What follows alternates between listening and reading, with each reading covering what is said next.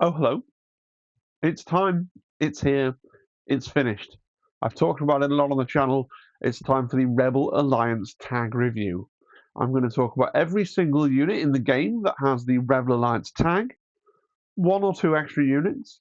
I'm going to rank the primaries, I'm going to rank the secondaries, and I'm going to rank the supports. I'm going to have some vague thoughts about list building. If you like the Rebel Alliance in Shatterpoint, this may be a video for you. Okay, off we go. So what are we working with? This is every unit, every card that has the Rebel Alliance tag. Now, a couple of things to say. I've not included the Ewoks. They're going to show up in their own video. Okay. Sorry, Blue. I've not included Han and Chewie in it for the money, although actually I do end up reviewing them right at the end because they have an orange card, but they're not part of the... they don't have the Rebel tag. I've not included Obi-Wan Kenobi out of hiding, even though he's printed on an orange card. He doesn't have the Rebel tag. He's not in this video. If you check out my video where I go through the balance changes lately, I discuss Obi-Wan Kenobi there. So if you really want Obi-Wan Kenobi 2 discourse, that's where you'll find that.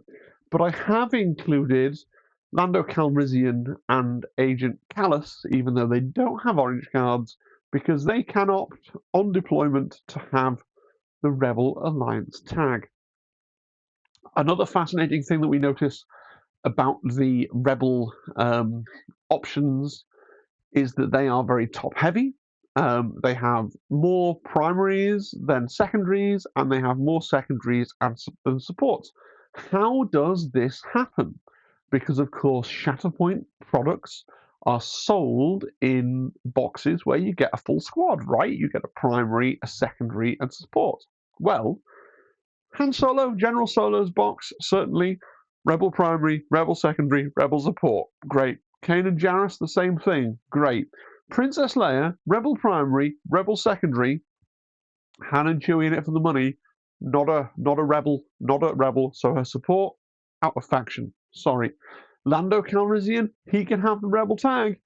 He can give the Rebel tag to the rest of his box, but they don't have it natively. So I've not included Lobot, although he does sneak in at the end, or the Wingguard in this review. Ahsoka Tano Fulcrum is included in that really cool new convention exclusive duel pack with the game's third version of Darth Vader. So she doesn't come with the box, so she's just a bonus primary, right? Cassian Andor is our third full box of Rebels, and Jedi Knight Luke Skywalker. Sorry, our fourth and fifth full box of Rebels, because there are only, I guess, 5 boxes that are full Rebels, right? Leia Organa Freedom Fighter comes packaged with Ewoks, and then, of course, Hera Syndulla is the final box of pure Rebel goodness. Okay. Then, if we pop into the secondaries, we see that we've added Agent Callus, Inside Man, who's actually found in the Grand Admiral Thrawn box. He is an Empire character, but can also choose to be a Rebel character, depending exactly at what point in his lifetime you want to represent him. Spoilers there for Star Wars Rebels. Sorry. And again, C-3PO and R2-D2, they turn up in an Ewok box, right? So again, that's why the box maths doesn't quite work. But here we go. This is what we're going to review. Let's get into it. So we're going to start with General Solo. Now, I'm increasingly of the view that you can judge a primary character in a couple of key ways, and one key way is to read the identity and just decide if it sparks joy. So even though I've not laid out the slide this way, I'm going to start reading with the identity, and actually it's, hey, it's me. Not the most iconic Han Solo quote, I wouldn't have thought, but there we go. I would have gone for something else. Once per turn, when an enemy unit becomes wounded, after the effect is resolved, remove one condition from this unit, then one character in this unit may dash. Once per turn, when an allied unit is wounded by an enemy character, after the effect is resolved, one character in this unit may make a 5 dice attack, targeting the enemy character that caused the effect. Okay. this is interesting because it's two triggers, okay? You've got a trigger when an enemy is wounded, right? So whenever you wound an enemy, you get to remove a condition and dash Han Solo. That's not bad, okay? Also, whenever an ally is wounded, Han Solo gets to make a 5-dice attack. He has a range 4 ranged attack. He doesn't get any movement on that, but he might be positioned to do his range 4 attack and take someone out. Neither ability, I think, is particularly game-changing. Neither of them make me go, yes, I want to play that character. That's really, really powerful.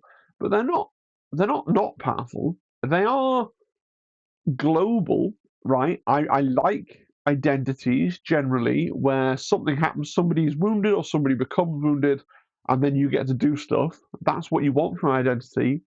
I'm less fond of identities where it's all hinges around that primary wounding, right? That makes me less happy.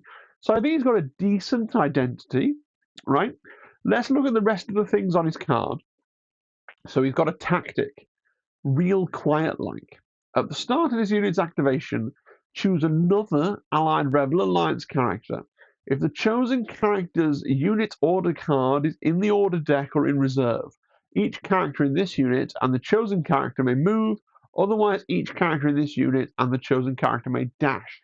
So, powerful. I like a primary, and a lot of Rebel primaries have this. I like a primary where you activate the primary and you get him to throw out moves, and they're going anywhere on the board. There's no range restriction. This is something that really used to, when I'm playing my Separatists, you'd have characters like Kalani and you'd activate and it's like, well, if you're within this, you can get a distance. Or you activate Dooku and it's like, well, if he's got a friend that's right next to him, then they can both dash. But what the Rebels have going for them is they have a lot of characters where it's like, oh yeah, you can move all the way over there and you can move all the way over there. That's cool. It does have the little restriction slash. I think you would charitably view it as a bonus.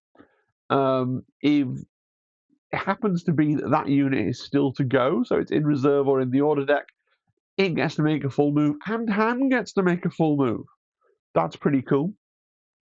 Bit of quite a fan. I so far, Solo's shaping up to be pretty solid, isn't he? There's not a lot to dislike here, right? And then we've got a reaction: outnumbered, not outgunned, cost of force. After a character in this unit makes an attack as part of a combat action, this unit may use this ability. One character in this unit may make a 5-dice attack targeting a character in a different enemy unit. So essentially, after you shoot somebody, if you've got the force knocking around, you can go cool, and then you can make another 5-dice attack against somebody else. Han Solo is just kind of doing a lot of stuff, which is cool. It makes him feel interesting. You know, he's handing out moves. He's getting potentially a free move. He's shooting somebody. He's getting to shoot somebody. I think that's really cool. It's fun. And then we've got let's keep a little optimism here, which I think is potentially his sort of best ability. Cost of force. When an allied unit is wounded by an enemy effect, after the effect is resolved, this unit may use his ability. If your opponent has more momentum than you gain a momentum. So, if after they've added the momentum for causing a wound, they're pulling ahead, you can just spend a force to go, nah, I'm also having a momentum. And therefore you just, you keep yourself in the game, but by giving you, rather than take, you don't prolong the game, because you're giving you the momentum, so you draw, the game continues to move to a conclusion, but the conclusion isn't necessarily in your opponent's favor, and I think that's really cool. But, however, counterpoint, are you going to want to spend a force? The hand brings 3, but you're going to want to spend a force every time your opponent wounds somebody, right? You're going to eat a lot of force that way. Might be worth it. Might win you the game. It's not a good sign when I'm on the first card. I'm sipping from my beverage. This is going to be a long video. It might win you the game if you keep doing it, but he will eat through a lot of force. Let's look at Han's stance cards. So, range 4 on both sides. On Gunslinger, 7 dice. On Smug Scoundrel, only 6. Otherwise, his rest of his dice, 5 defense, ranged. Smug Scoundrel gives you an extra melee defense dice, 6 attack dice in melee on both sides. Okay, fine. I find it really hard with some primaries to really discern what the stance cards are. Like, which one am I trying to use when? Okay, I am drawn to Gunslinger because it does have that extra dice, but I think Smug Scoundrel has the better tree.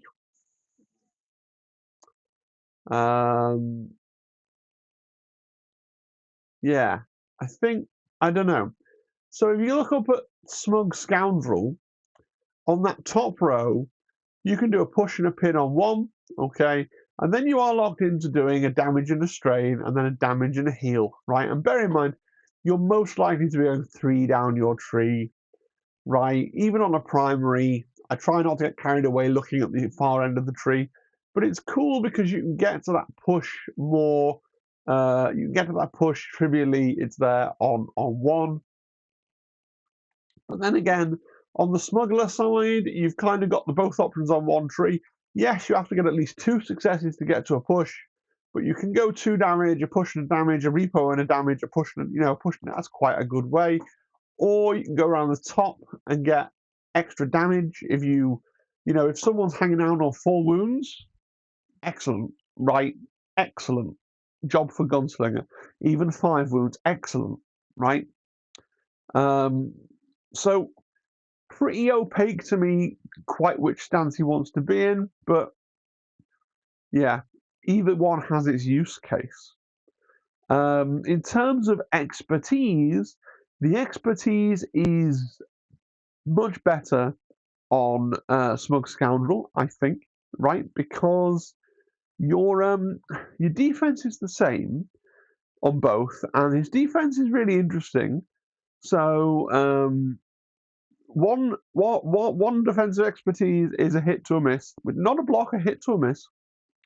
Sure. And then 2 to 3 is a crit to a miss and a hit to a miss. And then 4 up is a crit to a miss, a hit to a miss, a hit to a miss. I think that's pretty cool. On Smug Scoundrel, you've got a crit on 1.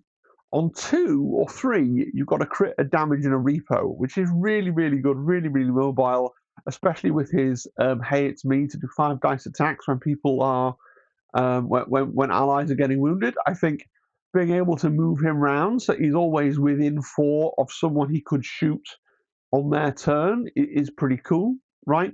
And then 4 up, you've got 2 crits, a hit, and a repo. Much better than point blank in his gunslinger tree. But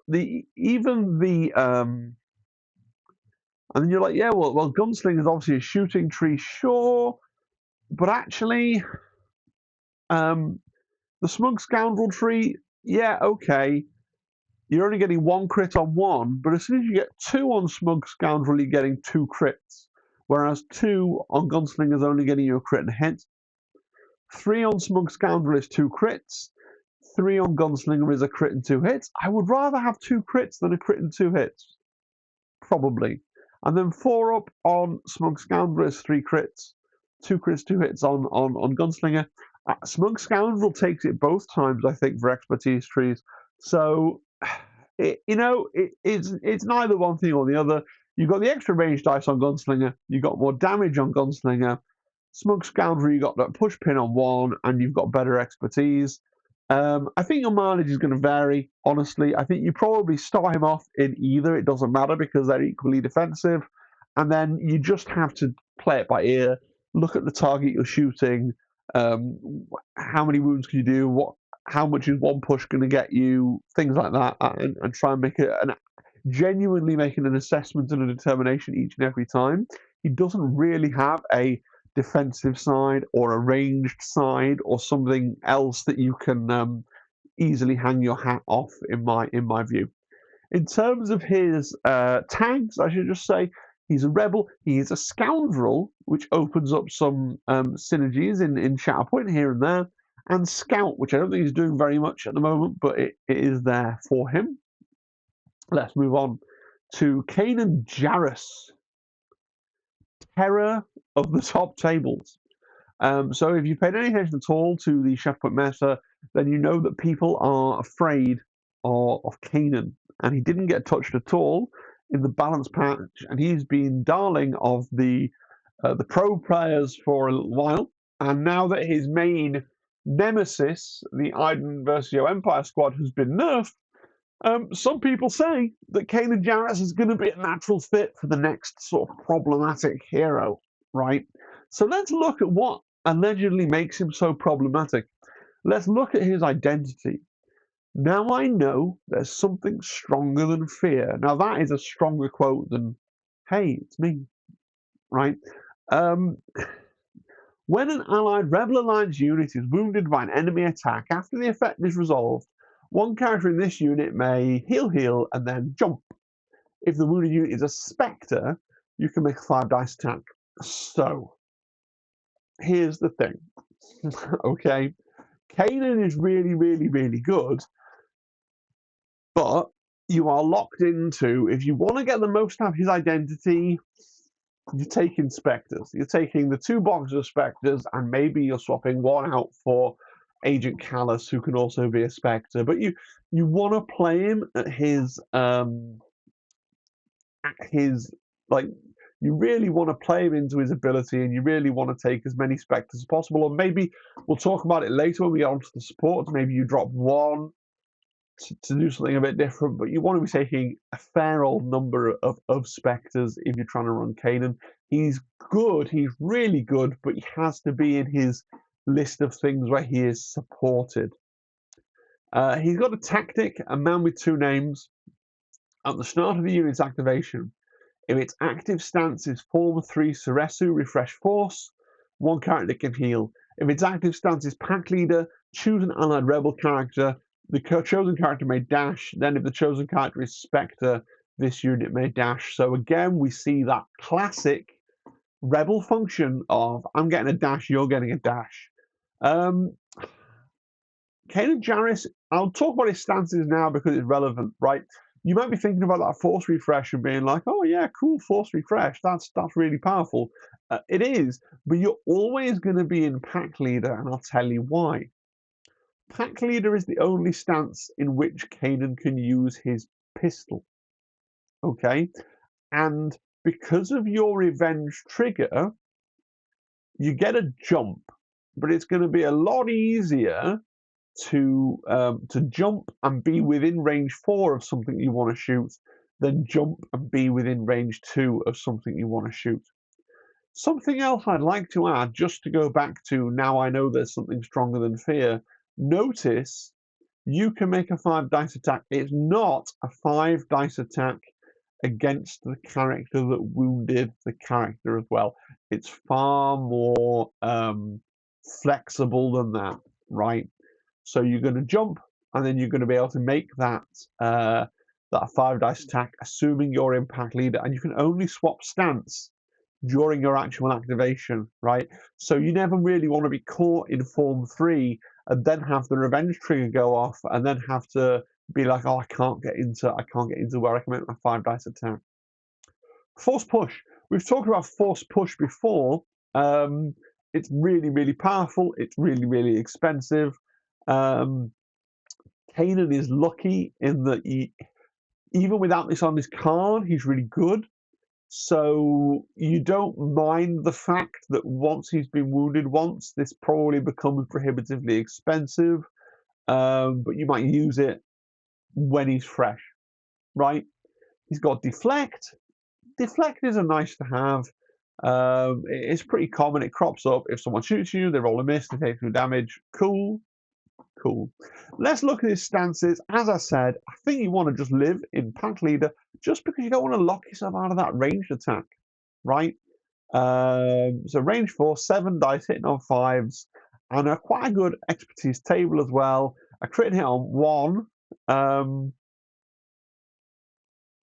Interestingly, that's not a misprint. It doesn't say 1 to 2 a crit and a hit, 3 2 crits. One assumes if you roll 2 expertise, you still get to use the 1. But if you look over at his lightsaber there, it says 1. We'd expect it to say 1 to 2, wouldn't we? But there you go. I'm just going to assume. And then his tree, look, he's got phenomenal damage potential, I guess. 1, 2, 3, 4, 5, 6, 7. You can do 10 damage if you full tree, but your full tree is only actually 5 boxes. It's not actually unreasonable. I know I've been saying, oh, try not to look at the far end of the tree. You're likely to do 3 or 4 or primary, but 5 is definitely within the realms of possibility. Doing 10 for 5 steps is pretty good. Okay.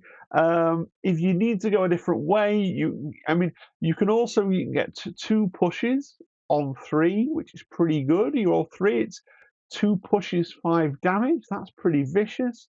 You've got a reposition in there, you know.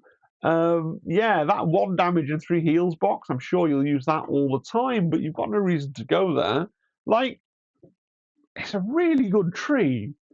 You can have pushes, you can have damage, you can have a repo, and for my money, pushes, damages, and repositions are the things that I look for on trees, right? Conditions are nice and everything. We like to see an expose, a disarm, a pin, sure. But pushes, damages, and repos are the things that stand out to me as being game defining. So, yeah, man. Not only is this the stance that has his ranged attack in, this is the stance that lets him hand out a dash and get a dash to any other character on the table. Yeah, it's the stance with, and his melee expertise tree is, man, it's pretty good. It's not like you're losing much from not having the other side, right? So you're getting a crit and a hit on 1 to 2, which isn't great, but it's okay. 2 crits. I mean, I'd rather have 2 crits than a crit hit and a jump, to be fair. And then 2 crits and a repo on 4 up. Yeah, man. Kanan, he is good. He is good. The difficulty is with him. The only reason that he's not truly amazing is that if you want to use now it's something stronger than fear to the best of its potential, you are playing pretty close to a fixed list. Right. I also want to point out that he has 10 wounds, which is a lot in the context of Rebels. Right? General Solo 9 wounds, Kanan Jarrus 10 wounds. Kanan Jarrus just a bigger badass than Han Solo. Not sure I'm comfortable with that, right? Poor Han Solo. Charming Leia. Truly. This is possibly, I think, my favourite Rebel primary at the moment. So let's look at her identity. We'll read the identities first. Somebody's got to save our skins. When an enemy character wounds another allied unit, after the effect is resolved, one character in this unit may dash towards the enemy character that caused the effect and make a 5 dice attack targeting that character. Then another allied unit within 3. Then choose another allied unit within 3. The chosen unit gets a hunker. So I know there's another bit. I'll read the other bit in a second. So this is kind of similar to what Kanan is doing. It's a dash. Like, let's just compare them. So you don't have the heal, and it's a dash rather than a jump. And you have to shoot the person. So you have to be able to get to and shoot the person who did the wound, right? So Kanan's is more flexible, but on the flip side, you don't have to play with Spectres. She can drop into basically any list, and she can do this. And she does have the E11 blaster rifle, which is range 5 rather than range 4, which, with a dash and a range 5 weapon, it's not impossible that you're pretty likely to be able to draw a bead on on the person who perpetrated the wound, right? And then you can hand out a hunker. It's nice, yeah. And additionally, characters in this unit add 1 dice to their defense rolls for each wounded allied unit within 3. So if you're near the wounded guys, you're going to get a bonus to your defense rolls, which is also nice to have. For a tactic, you've got Into the Garbage, Shoot Flyboy. At the start of this unit's activation, choose another Allied Rebel Alliance or Spy. Each character in the chosen unit may dash. After all moves are resolved, the chosen unit gains Hunker. So I like that, right? Again, it's just the dash and dash thing that we've seen before, that we're coming to expect. So far, it's been some version of this has been on every single one of our primaries, and I think it's what we expect to see with Rebels. If it's a Rebel primary, it's going to get a dash. It's going to hand out a dash with some extra flavoring on it. In this case, we're getting a Hunker. But then we've also got, it's a wonder you're still alive for a force. You choose a character in this unit and another allied character. Notice anywhere on the board. One of you heals, the other can dash. So you can hand out 2 dashes or take 2 dashes yourself. You know? Pretty good. Pretty good. Also, It's a Wonder You're Still Alive has 0 tag restrictions. Pretty good. Crack Shot, you have Sharpshooter 2, and when you focus, you get a dash. So quite often with Leia, you can activate, you can dash, and then you can shoot, right? Which is nice, because then you're rolling 8 dice or 7 dice, depending on the side of your stance card that you're on. I think she's really good. Just such mobility, right? Which seems to be the Rebels thing. Such mobility. In terms of her stances, I don't know. I like Covert Rebel because I'm drawn to the fact you've got a push on 1 and a push on 2, right? That's very good. Yes, you got 1 less dice. You've only got 5 dice on your attack.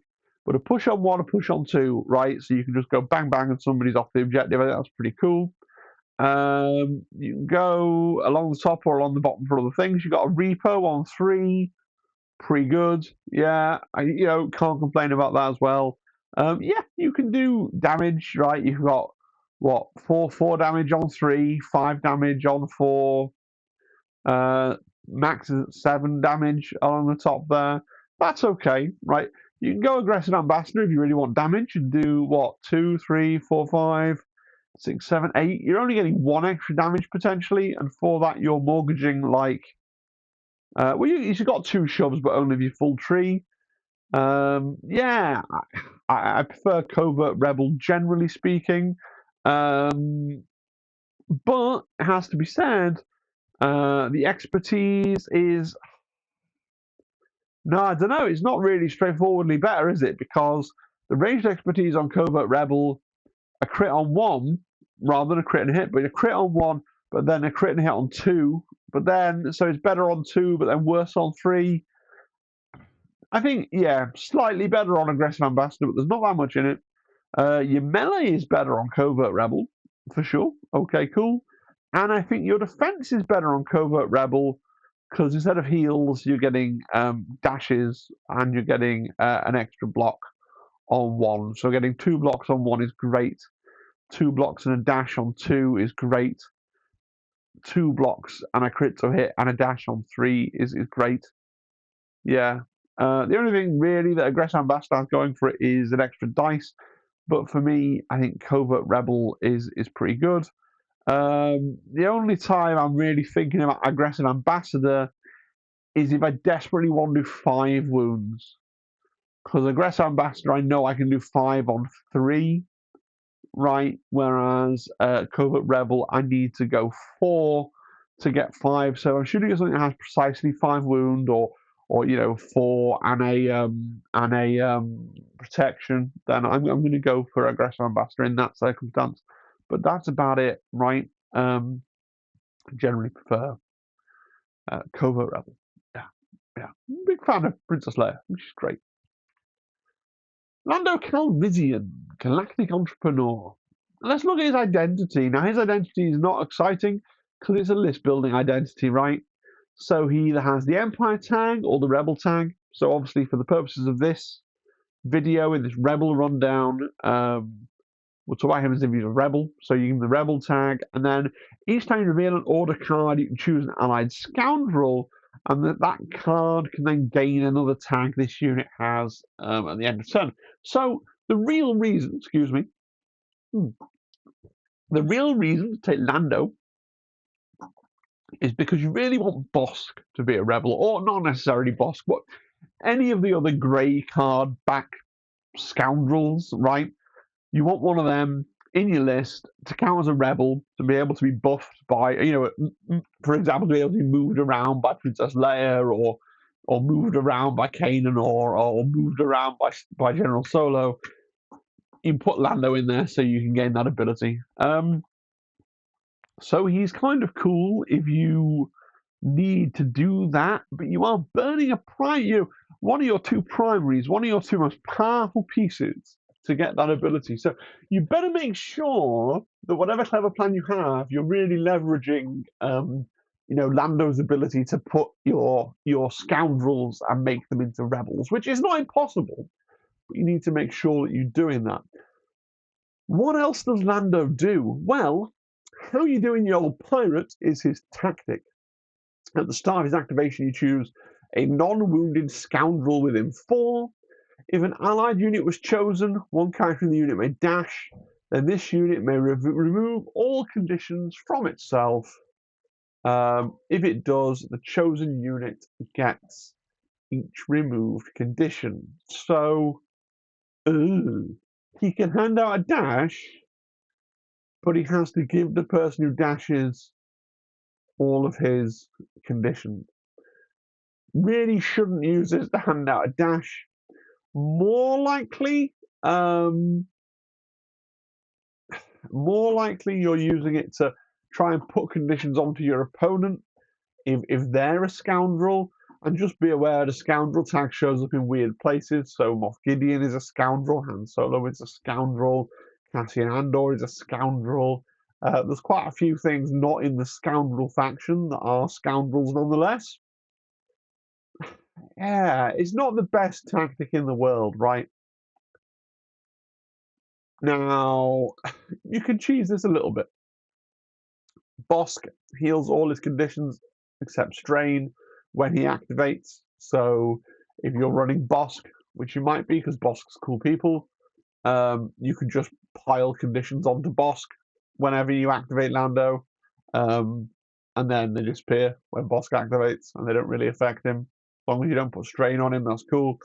And Luke Skywalker has a bubble of immunity to pin, and/or immunity to expose, so you can kind of use that to avoid getting all of these conditions. How are we getting all these conditions? Sorry, it's from the next ability down, right? Hedged bets. Before you refresh your order deck, choose a unit for each readied force in your force pool. Each chosen allied unit removes a condition from itself, and each chosen enemy unit gains a condition of your choice. Sorry, that's not what's giving him all of his conditions. That's just another thing he's doing to manipulate conditions. That's interesting. It's free. And it's worth remembering that you can change the condition, so you can take a disarm off one of your models and put a strain on one of your opponents. Sabak Shift was the thing I was actually thinking about. So Sabak Shift is kind of the big thing that Lando does, and the reason outside of his conflicting responsibilities that you might want to take him. Once per turn, when you reveal a unit's order card, you can gain a condition that you don't have, and then you refresh 2 force, and you shuffle your order card back into the order deck and reveal the next card. And then if a unit order card is revealed, it can't be put into reserve. So you actually don't want to play Lando. You want to shuffle him back in and get him down to the bottom of the deck, right? Because you want to refresh those 2 force all the time. That's kind of the point, really, of Lando.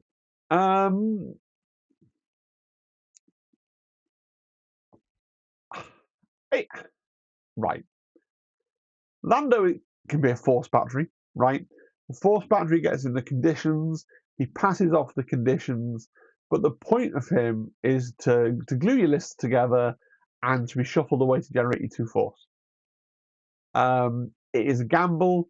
because you might draw him early before you spent 2 force. You might shuffle him in onto the top and then immediately draw him again and be like, oh, I have to do something with Lando. Because his actual abilities to fight people are fine, right? When you have to activate him, you got Pure Sabacc. Pure Sabacc kind of shoves on 1 and 2. Yeah, okay, that's nice. I think that's probably the most useful thing you can do with Lando. Idiot's Array. I mean, if you get 3, yeah, you can do 5 damage. That's also quite cool, right? He's only range 4, but he's rolling 7 or 8 dice depending on his stance. He's not bad. He's not bad. He's not bad. His expertise on his Pure Sabacc card is weird because it's all regular hits. You get 3 expertise, you get 4 hits. Not sure about that. Lando's Blaster on Idiot's Array seems better to me just because I like to get a couple of crits.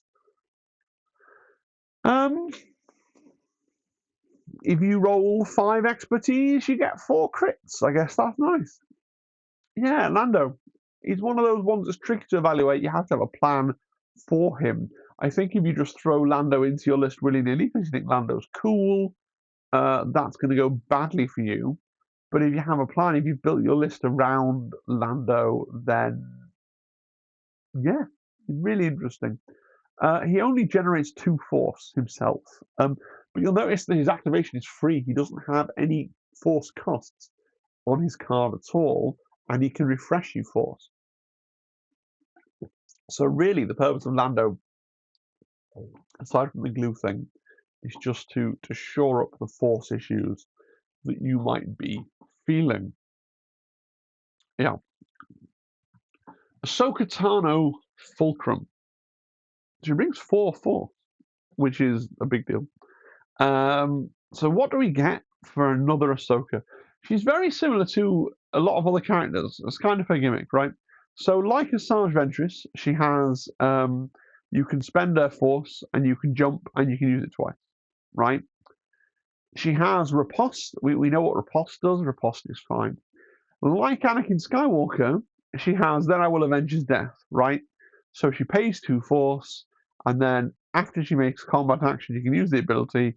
One character in this unit can make an attack targeting one of the same enemy characters within range and line of sight. Notice, an attack, not a 5 dice attack. She can just tap twice. But unlike the newly buffed Anakin from the balance update, it does have to be the same enemy character, all right? And her identity, I am no Jedi. Once per turn, when a character in this unit wounds an enemy unit, after the effect is resolved, refresh force, and one character in this unit may jump, then it was a primary or secondary, you may refresh force and make a 5 dice attack. I don't really like this character because I don't like identities where it's like when I wound you get to do a thing. Alright? I like identities that are doing things when your whole team causes wounds or when someone on your team is wounded. And that's my preferred trigger for identities. I think those primaries are more impactful. I think in Shatterpoint, trying to make sure that you're the character that gets the wound, although having Then I Will Avenge His Death does make it easier to make sure that you're the one that actually gets the wound because you get to swing and then do the 5 dice. But it's so annoying with these kinds of characters because I just find you really want to make sure you get your trigger because you want your force refresh and your jump and your things, right? So you shoot someone up first, and then they've only got 4 wounds, and then you charge in with your big assassin character, and you're like, cool, I'll finish this guy off with like 4 wounds or whatever. And then you roll, and your dice tell you, oh, you could have done 10 wounds, you could have one-shot him, right? And then the other failure state is you remember that happened, and you're like, right, I can one-shot stuff, I'm going to charge in, and I'm going to do a pile of damage, and then you leave them alive on 1 and don't get your triggers that way either, and then you end up having to finish off that character with a support or something else. And it's just, I don't know how other people feel. I just don't like. I just find myself not liking characters where the the identity is that primary has to cause the wound, just because of how much randomness there is involved in killing someone, and how you probably can do a pile of damage, but the chances of leaving someone alive on one are quite high, in my view. Stances. So Jark High and Form 5 reverse grip. I definitely like the fact that in Form 5 I'm getting a push on 1 and 2. I love a push on 1 and 2. Keep saying it, it's pretty good. And then Jark High, you've got your do a pile of damage tree for when you really want to try and do 4 or potentially even 6 damage. Your damage side, Jark High, has really, really good expertise for your lightsabers. Your Form 5 has kind of weak expertise for your lightsabers. Both trees have you hitting on 7s. Jark High, your defense 5. Form 5, your defense 6. In Form 5, your defense is interesting. You're getting like 2 blocks, and then 2 blocks and a crit to a normal, and then 2 blocks, crit to a normal, and a jump. Prefer Jark High, maybe. No, I don't, because it's not. It's a block and then a normal to a miss. Yeah, so I prefer defensive form because those crits. The fact that you're getting a crit to a normal on 2 with 2 blocks is pretty good. Yeah, I don't know. Part of it is I've not had much luck because the other version I play with is with Separatists, and I've not had much luck with the newly buffed Asajj Ventress. I've not got much luck with these characters whose thing is that they want to rush in and they want to blend somebody up, because they always seem to manage to end up to not quite blend it up, and then they just don't quite do the cool thing that they get to do when they wound something, unless you set it up, but then it feels so wasteful because it's like, really, any primary, it doesn't have to be this super blendy one, right? If I've already shot someone with a support, then Princess Leia can finish them off just as easily with a boosted ranged attack, and she's also bringing the motion, the movement, and everything else. So Fulcrum, not one for me. She's really cool though, and she does, like I said, bring 4 force. And maybe I'm fundamentally misunderstanding something about Shatterpoint. Like, that's always possible. It's the kind of character that you want to use, and you want to be cool, and you want to run headfirst into somebody, but it just never manages to work when I've tried it with similar characters in the past. Right. Moving on. Captain Cassian Andor. Now, here is a character that I can get behind. Big fan. And not just because, if you've not been watching Andor on Disney Plus, then honestly close this terrible video and go and binge watch Andor Season 1, Andor Season 2, and the Rogue One film. There is no better way that you could spend that amount of time. Okay? So Andor. He doesn't have a tactic. He has an activated ability costing 1 force, right? But he gets chosen on the Rebel Alliance, and he can dash, and then they can dash, and it's global. And if it's a spy, they gain a hunker. So it's a twist on the ability that we've seen on Leia, on Kanan, and on Han, but Andor's paying a force for it. She kind of hates because he only brings 2 force.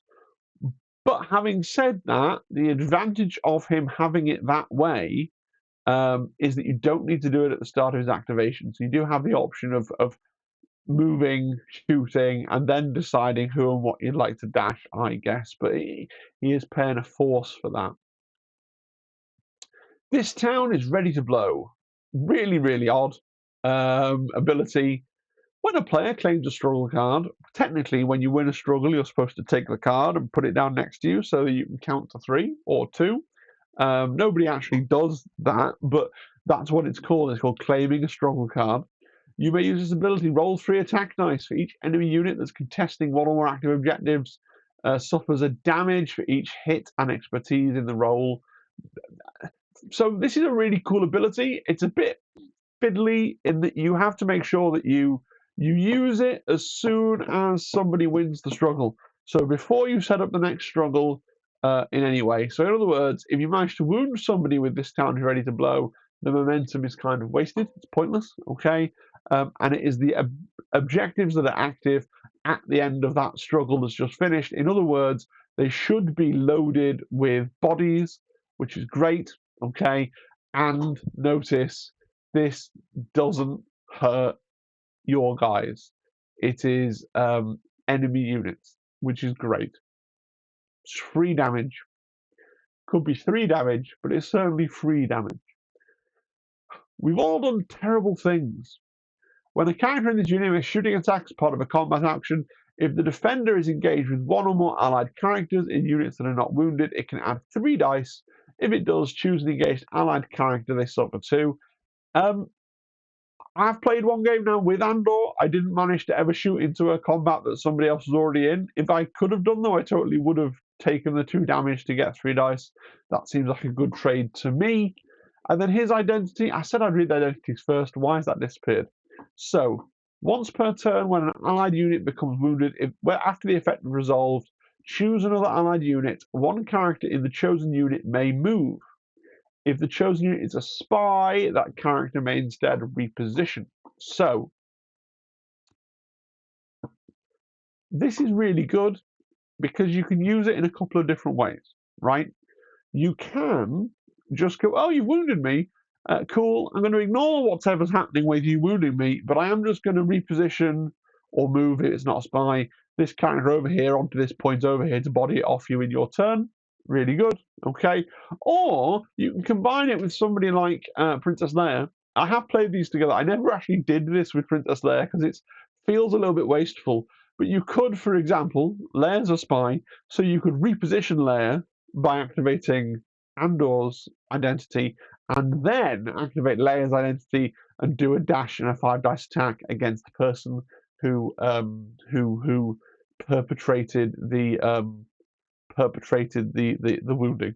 If that was worthwhile to you to use both those abilities in that way, in my experience, admittedly of one game, you're more likely to want to move somebody and then separately to dash Leia, but that's just that, right? He also does a second part to this. When an Allied Rebel Alliance unit is chosen right with a Shatterpoint card, characters in the unit have impact 2 and sharpshooter 2 to end the turn. This sounds great, and you can do things to try and make it even greater, maybe by taking Lobot. We'll look at that in a little bit, so that your scoundrels can get a free focus. Or again, you can think of the combination that you could do with Leia, you can go, cool, I Shatterpoint Leia, Leia does her crack shot and does a dash, and now she's focused, and now if she's on aggressive ambassador, she's doing like a 6, 7, 8, 9, 10, 11 dice attack. Why not? Right? But truthfully, the problem with this ability, having played with it, is I got both Shatterpoints in the game I played. I ended up Shatterpointing like a support to move 2 bodies onto an objective and claim the points. And that was it, right? So it is cool, but I honestly view the second part of that ability that he has as a nice to have, and it really is the move or repo that's making him. That's a really good ability, a really mobile ability, and hopefully you can already see that how everybody that we've looked at so far, apart from Ahsoka and Lando, has been exceptionally mobile.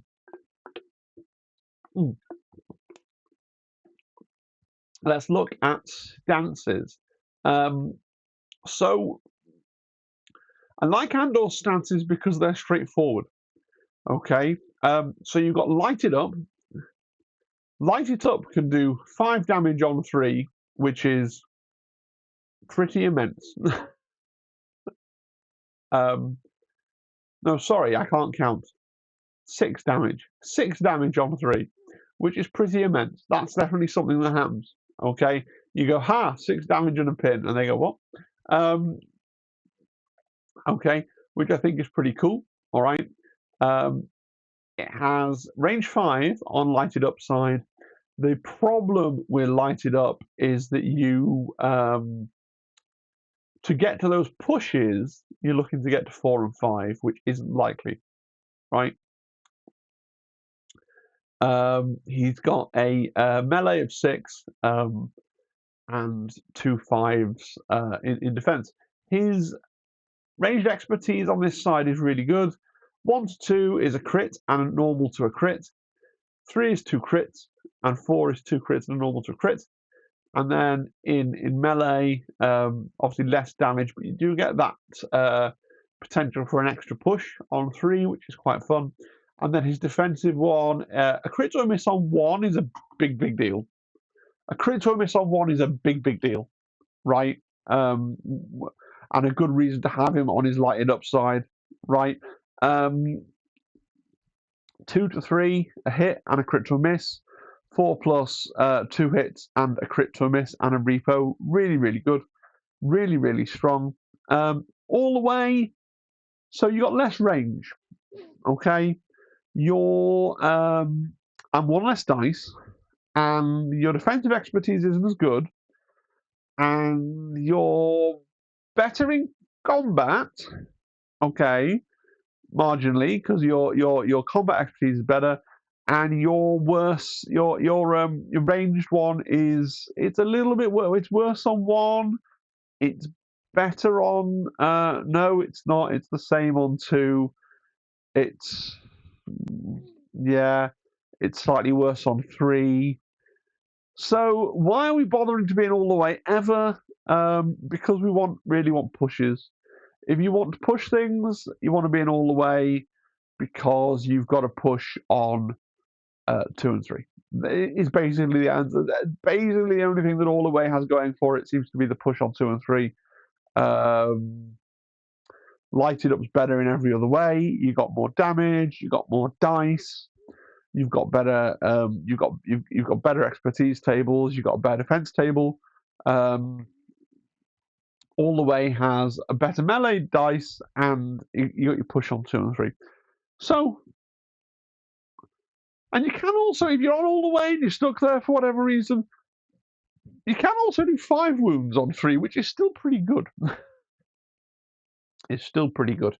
I like the way that he has different ranges on his cards, because remember Andor, and we see this more in the Andor show than we do in Rogue One. We do see it in Rogue One. He has a pistol that can transform into a sniper rifle and transform into a pistol depending on how he opens and closes it. So it's pretty much like he's got his 2 different weapons, his 2 different modes. That's pretty cool. He brings 9 squad points. Yeah, all right. Has 10 wounds. Yeah, all right. Pays for all this by only having 2 force. Not very force hungry on his card. Would quite like to spend 1 every single turn for We Need to Blend In, but not very force hungry on his card. But yeah, he does only bring 2 force. 1 for him, 1 for a friend. Big fan of Andor. Luke Skywalker. 11 wounds, but only 7 squad points. The standard number of force, 3 force. Let's look at I'm a Jedi like my father before he. Let's remember that we want to look at identity first. Luke's identity, while he is in the Order deck or in reserve, him and allied rebels within 5 have immunity to expose. And while he is not in the Order deck, him and rebel units within 5 have immunity pin.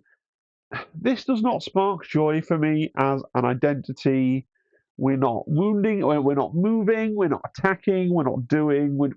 I mean, look, it's not nothing. It's pretty cool, but he just doesn't do the kind of thing that I like to see in a primary. He's not handing out a dash to a friend. He does have a tactic, Return of the Jedi, so he gets to do a free jump and refresh a force. Which is cool. It's different to everything else that we've seen so far. He is being mobile. He's just not helping the rest of your team be mobile. You can either profit by this or be destroyed. Cost you a force. Choose an objective within 2. Each enemy character controlling that objective may dash. And then 1 character in this unit may dash toward the objective and make a 5 dice melee attack. So you're basically saying, look, run away. I'm going to take this objective now. If you're still here, I'm getting a free 5 dice attack on you.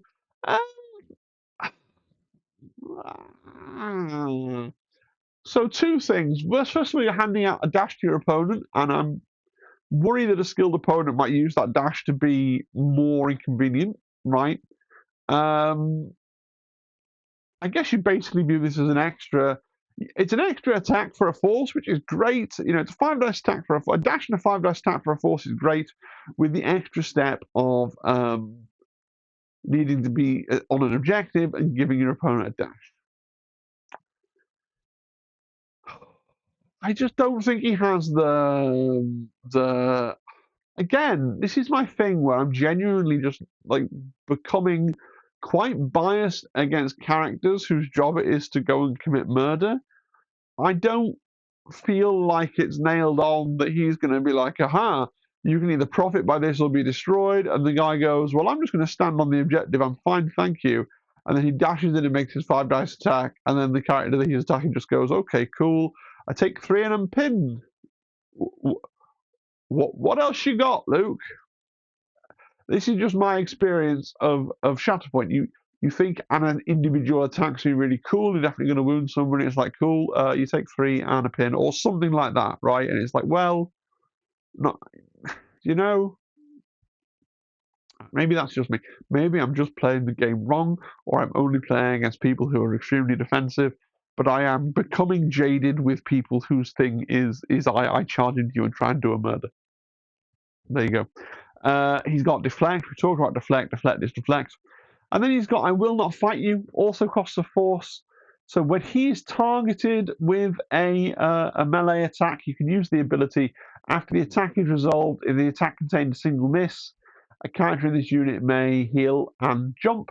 Really powerful. Really good. Because it means if you're on a point and you get pushed off, cool. Someone attacks you, cool. You heal twice and jump back, right?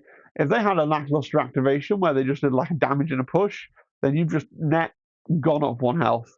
Really do like I will not fight you. Yeah, I think that's one of the best parts of the card, actually. Let's look at his stances. So it's a pretty common format. We've got the utility stance with shoves and 1 and 2, right? We like that. And we've got a beta stance, and that's that, right? I like that the beta stance has a move on 3, which is cool. 3, 4, 5, 6 damage on 3 is pretty good, and you can do an attack action, and then you can either profit by this or be destroyed to do a second attack action. Maybe that's like, this is the problem. I haven't actually played with Luke. I haven't played with Ahsoka. What do they both have that my separatist assassins don't have? Thinking of Grievous and Asajj, they have the ability to do an attack and a 5 dice attack. Have you got a decent chance at getting to go 3 and then 2? So you do 6 and then another 5 and then you kill something? Not unreasonable. Not unreasonable. So, yeah, I've taught myself round, but all this being said, I don't really rate the bubble they gave him of immunity pin or immunity exposed, just because trying to keep everybody in the bubble might be a bit limiting. But Luke is Luke Skywalker, right? Like, he is the hero, the original hero. He is the guy, right? And all the things he does, and then we got a little taste, didn't we, in The Mandalorian when he shows up and is at the height of his power, right? We see precious little of Luke Skywalker actually at the height of his power. I guess this scene of him in Return of the Jedi, he's pretty close, isn't he, to the height of his power as well. This is black-clad, green lightsaber Luke, who is pretty badass, it has to be said. Yeah, I just have a hard time because I probably can kill stuff. But then you do struggle as well with the 7 squad points with squad building as to what you put with him, because there's not that much stuff in Rebel Alliance that's good. Like the best 3 cost is the other Luke as a secondary, and of course you can't have 2 Lukes together, so there's that angle as well. But yeah, interesting fellow, but he's so different. him and Ahsoka are like different archetypes, aren't they, compared to everything else that we've looked at, right? They always feel like they're in a different faction, right? Let's move on. I mean, it's the Jedi, I suppose. What Jedi do, you know? Leia Organa, Freedom Fighter. She's a weird one, okay? She does weird things. So let's look at her identity. All Rebel Alliance units have the Ewok tag, and all Ewok units have the Rebel Alliance tag. Now, there are some weird things you can do with this, okay? Basically, there are Ewok primaries, and there's a secondary like C-3PO that we'll look at later, who hand out loads of buffs that only work on Ewoks, and therefore,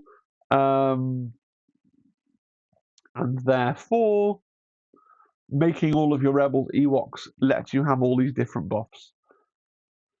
So you're only really going to take Endor Leia if you're taking one of these other characters and you think you've got a build where you're using out those buffs, right?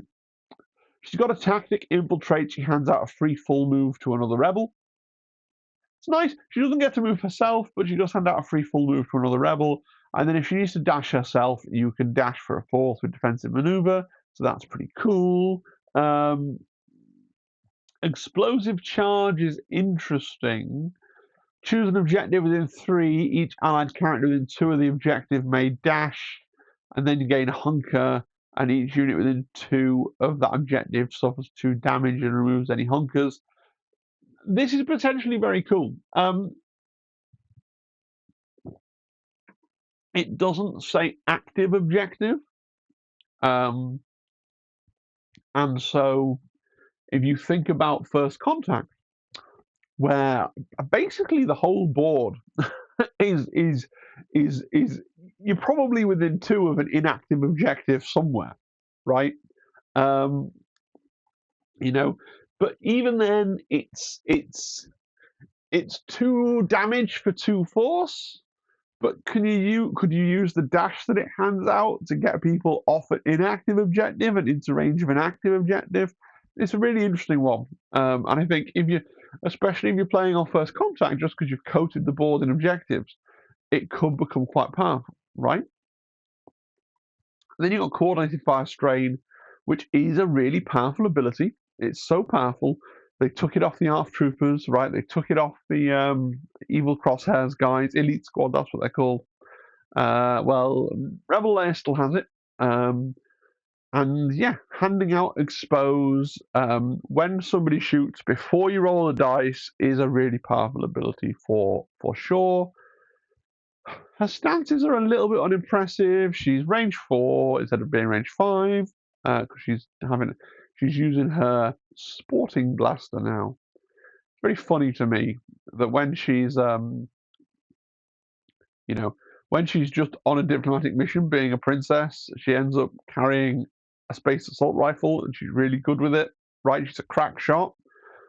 Apparently, a crack shot, right?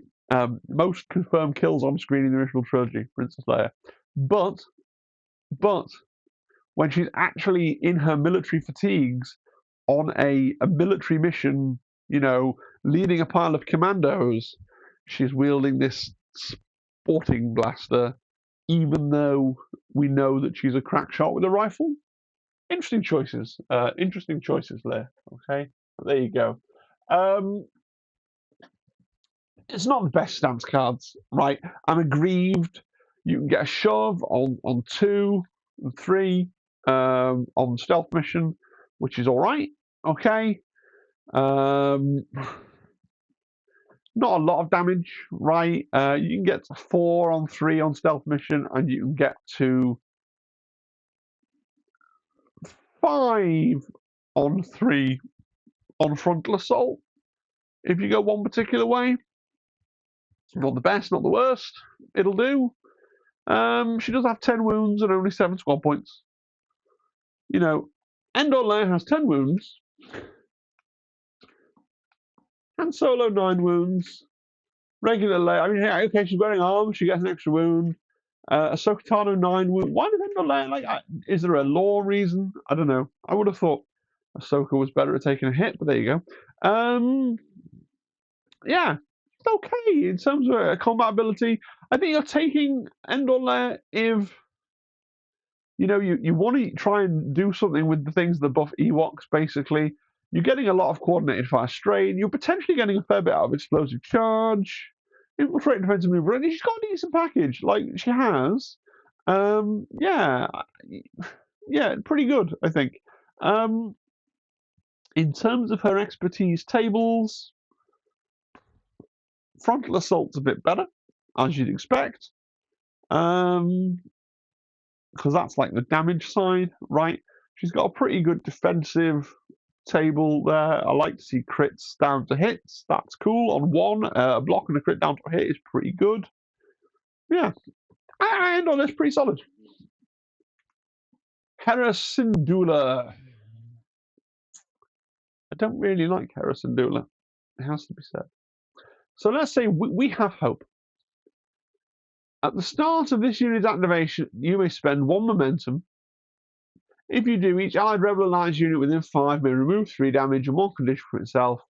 If the unit was chosen to activate with a Shatterpoint card, you can resolve the effect without spending momentum. It's not. For me, as an identity, it falls short. I don't think you want to be tricked into going, oh, a Shatterpoint, I can shatter. Unless, if you were going to Shatterpoint Hera anyway, because she's in a position where she can move and shoot and do things and affect the game state, then it's a fun little bonus. But you don't want to be like, oh, yeah, Shatterpoint, definitely Hera, so I can do this big heal for free. I mean, look, healing 3 is not nothing, but it's subjective. There are definitely times when it's like, oh, like everybody around me is wounded, but and it's the fact that it's only affecting the battlefield on her activation when you happen to draw her. When you've got so many identities that are like, whenever your team does a wound or whenever somebody is wounded, you get to do these things. I think is just stronger and more fun, right? Crew of the Ghost, which interestingly has nothing to do with the Spectre tag, is just an aura of 4 which gives out cover 1, which is, yeah, neat, right? We will not stand down. Costs 2. Choose an allied rebel on an active objective. The chosen unit may remove 1 wounded token, all damage, and 1 condition. Then it gains an injured token, and a character in the chosen unit may reposition towards the active objective. So in other words, you perform the wake up sequence early, right? You perform the recover from wounded and going on to injured early, and you do the reposition, which it could win you the game potentially, but also it could just not be a thing that is useful to you to do at the moment that you happen to have drawn Hera Syndulla. Very sort of situational, compared to a lot of primaries that we've looked at, they're just always solid. I mean, look, Andor, whenever somebody wounds you, you get to reposition somebody. Whenever you activate him, you get to dash somebody somewhere on the table. And whenever a struggle finishes, you get to deal out free damage. Like Leia, she gets to dash someone and dash someone else, and whenever somebody is wounded, she gets to dash again and shoot. Like she's always doing stuff. Whereas Hera has powerful abilities, but they have to be like, when I've drawn her card and I'm in her activation, am I in the exact situations where these things will be helpful to me? If they will be, then great, they can be game defining. But it's just making sure you're in the right situation, I guess. She does have a tactic, okay? She has Phoenix Leader. At the start of the unit's activation, another Allied Rebel Alliance unit, 1 character, she hands out a dash, and if it's a Spectre, she hands out a move. And there's the rub, isn't it? If you're running Kanan, and you heard me like really going on about how good Kanan is, and you want a Spectre Max, then maybe you're going to take Hera as well, right? Just so you've got another Spectre that can be wounded and trigger Kanan's revenge. But then it's the thing where it's almost in a weird way counter synergy, because she's obsessed with healing, but Kanan becomes powerful as your guys get wounded and gets to go around shooting and lightsabering things. I don't know. Doesn't do it for me. And I know that she's a lot of people's favourite character as well. Her stances are pretty similar to Endor Lear, right? In fact, they're like a bit different if you just look at the shapes, but they're fairly similar. You get a shove on 2 and 3. You can get 4 damage on the first 3.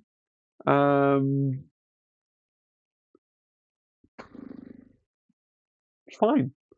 It's fine, and she's knocked at range 4. It's fine. It's just not as good as what we've looked at before. Her defensive table is fine. You've got heals; they're fun. Her ranged and combat expertise is, again, it's okay. Just I'm not feeling Hera at all. Also, she has a Blurg 1120 hold-out blaster, which is a really interesting name. Yeah. So this is my tier list for primaries, and I have come up with my own insane system that you're free to disagree with. I like a primary that brings movement for me and movement for a friend, which Leia, Andor, Han, Kanan, and Endor Leia all do. Does Hera really not do it as well? No, she doesn't have any way of giving extra movement to herself, does she? So all the ones I marked with a blue M have the ability to move them and a friend. They might have to spend a force or not, and some of the movement abilities are better than others, right? All of the ones I've labelled with an orange S have one of their 2 trees where they can do double shove on 1 and 2. And all of the ones that I've labelled with a green D for damage can do 5+ damage within 3 on their tree. Charming Lear is the only person that can do all 3 of those things, and so she is my pick for actually the best Rebel primary, potentially. Now, I know it's not just about those 3 things. I know that they have cool packages of other abilities. I think Andor is also really, really good. Okay. I actually think people don't seem to like him. I actually think General Solo, pretty good, right? Not sure why he is not favoured by people who are more experienced than me. Think I'm missing something. Kanan is insane, and a lot of people will be like, why isn't Kanan at the top of your list? Kanan is insane, but you have to run him with lots of other Spectres that I don't rate nearly as highly. Whereas Leia, Andor, and Han don't. Leia barely cares about there being all the rebels on the table. Like, they don't really prevent you from running with the best other stuff. And then Endor Leia, I like Endor Leia. I think she has a nice package of abilities, but you have to want to run it in a very particular way, at least with C-3PO, if not with one of the Ewok primaries, to really get the most out of that kind of Ewok glue situation. And then we got Luke and Ahsoka. I think I just have a personal bias at the moment because of my experiences from this game of not liking beta primaries that go out and kill stuff. I think they're probably, having read through it and spoken out loud about it, I think they're probably better at doing their job than I give them credit for.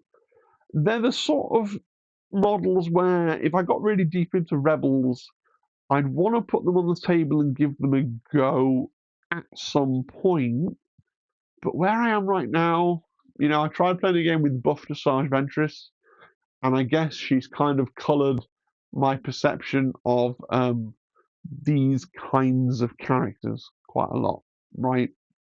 I think I prefer Luke to Ahsoka just because Luke does at least have his aura of immunity to expose, and he's doing something for the rest of his team. and he's refreshing a force every single turn. Ahsoka is even more focused into being a selfish beater, right?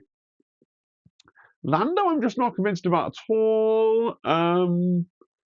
You need to have a plan for Lando. I think if you have a plan, like I will show a couple of an idea for a build with Lando that I had at the end. I think Lando, you have to have a plan. I think often Lando is going to end up being a trap because my theory is Lando lets you do kind of cool stuff with list building and bring online a bunch of synergies that weren't already there.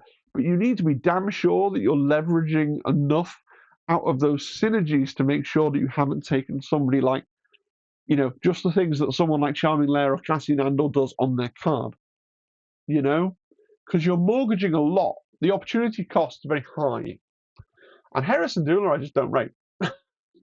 Yeah, okay, yes. If you're running Kanan and you just want to Spectre Max, then that's your choice. And you're taking some suboptimal guys to have people who, when they're wounded, Kanan just goes mad, right? And that's I get that, but I just don't rate it. Sorry, Hera's cool as a character in the shows, right? Don't rate the rules. So that's my tier list. We call it that. Listen, I've played one game with Rebels, and I've played certainly less than 20 games of Shatterpoint ever. So feel free to come at me in the comments and correct me with your own opinions. But these are my thoughts about Rebel primaries. Gosh, and I've been talking for over an hour, and we've only just got to it. But happily, the primaries are the ones that should take the longest to discuss, right? Hopefully, right? And there's the most of them, right? Sabine. So, supports. Sabine is the first of a big trench of 4-point rebel supports. Sabine is obviously one of the Spectres, so with everything else I say about her, bear in mind she's one of your options for if you're making a Kanan list. And in fact, the only option you have when you're making a Kanan list, if you want to take all the Spectres, there are 3 potential supports in an all Spectre list. So you're kind of working out which, and they all cost 4. So you're kind of working out which one you want to drop. All right. So let's start with her tactic. My friends make the impossible possible. At the start of this unit's activation, choose another Rebel Alliance character. The chosen character may dash. If it's a Spectre, it may gain Hunker. Handing out dash for anyone on the table to another Rebel is tip top. Tip top, right? So when, I love it when primaries do it. I love it when secondaries do it. I just want out of activation dashes all the time. Whenever I activate a card, I want to be dashing somebody else onto an objective doing a thing. Absolutely. Shatterpoint is a game about standing on circles. And then if it's a Spectre again, Hunker, I quite like that because it gives you a bonus for using her inspectors, but it doesn't. So far, I'm not going to feel sad if I'm not using her inspectors. That might change later on. We'll keep reading a card. Add some fireworks. I'm going to go add some fireworks to the celebration. For a force, one character in this unit may choose an objective within 4, roll 5 attack dice. Each unit within 2 of that objective suffers a damage for each expertise, and then you can for each expertise, and then you can jump. It's pretty good. It's very gambly because you're rolling 5 dice, which is loads of dice, but you're only getting anything good on one result, which is expertise. And it will do friendly fire as well, and it doesn't give you any chance to move your guys away. And if there's you go and let's say there's an objective and there's some guys on it from the opposing team, and then you throw this on and you hope to be able to do enough damage that you can then jump onto the objective and take it, right? Or then jump onto the objective and then do a melee attack and take it. So it's not bad. It's not. Oh, are the police on their way? Have they found me? No, not coming this way. Okay. It's pretty good. Okay, spending a force to do some damage has to be before the attack because you want to then jump in and do the attack. So you don't get to see how good your attack is first. Yeah, it might well help you to take an objective with Sabine. That's fine. That's fine. I fought Islam with my family, so I said before I wouldn't necessarily want to run just inspectors for the hunker, but this ability. So let's read it. After this unit makes a move action and uses this ability, if a character in this unit is within 2 of another allied Mandalorian or another allied Spectre, this unit immediately makes focus action. So basically, I would only want to play her in Mandalorians or Spectres. I think not having access to this really sucks because a free focus is really powerful and it's a big part of your card not to have. I don't think there's space for her in most Mandalorian lists. Although people are always complaining about Paz Vizsla. Why do the Paz Vizsla refusers not take Sabine Wren? I don't quite understand.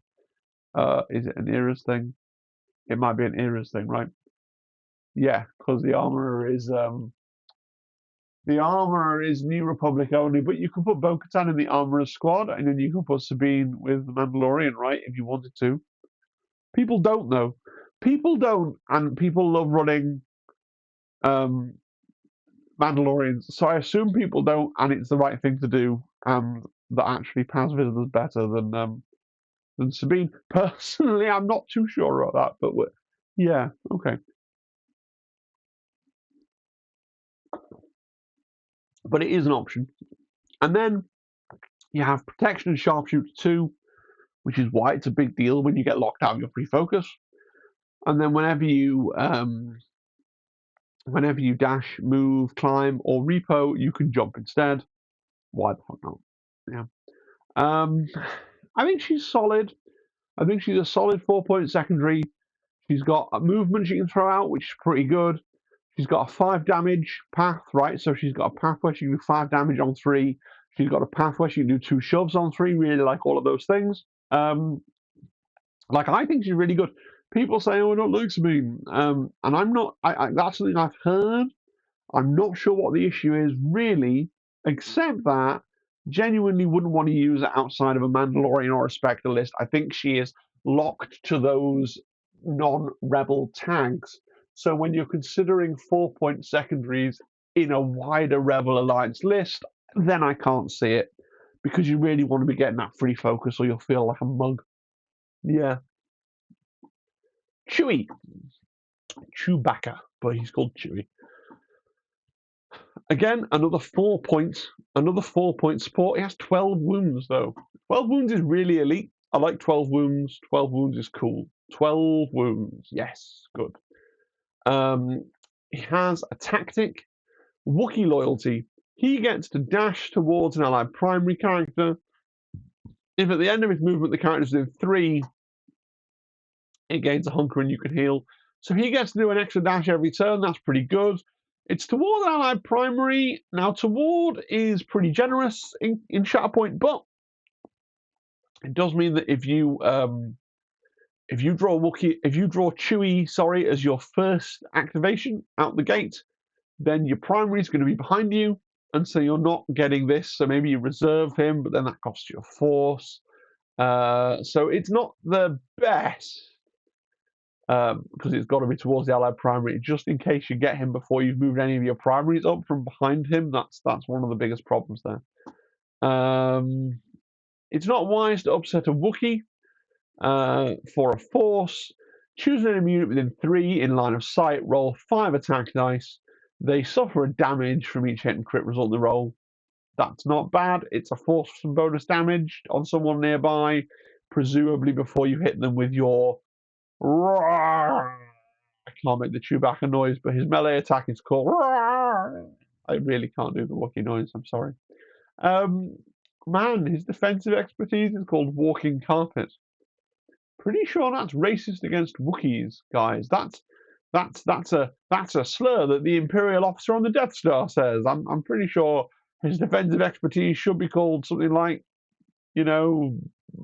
badass Wookiee warrior man that's older than anybody else in Star Wars and saved Yoda's ass. But hey, Chewie doesn't need me to stick up for him though. So yeah.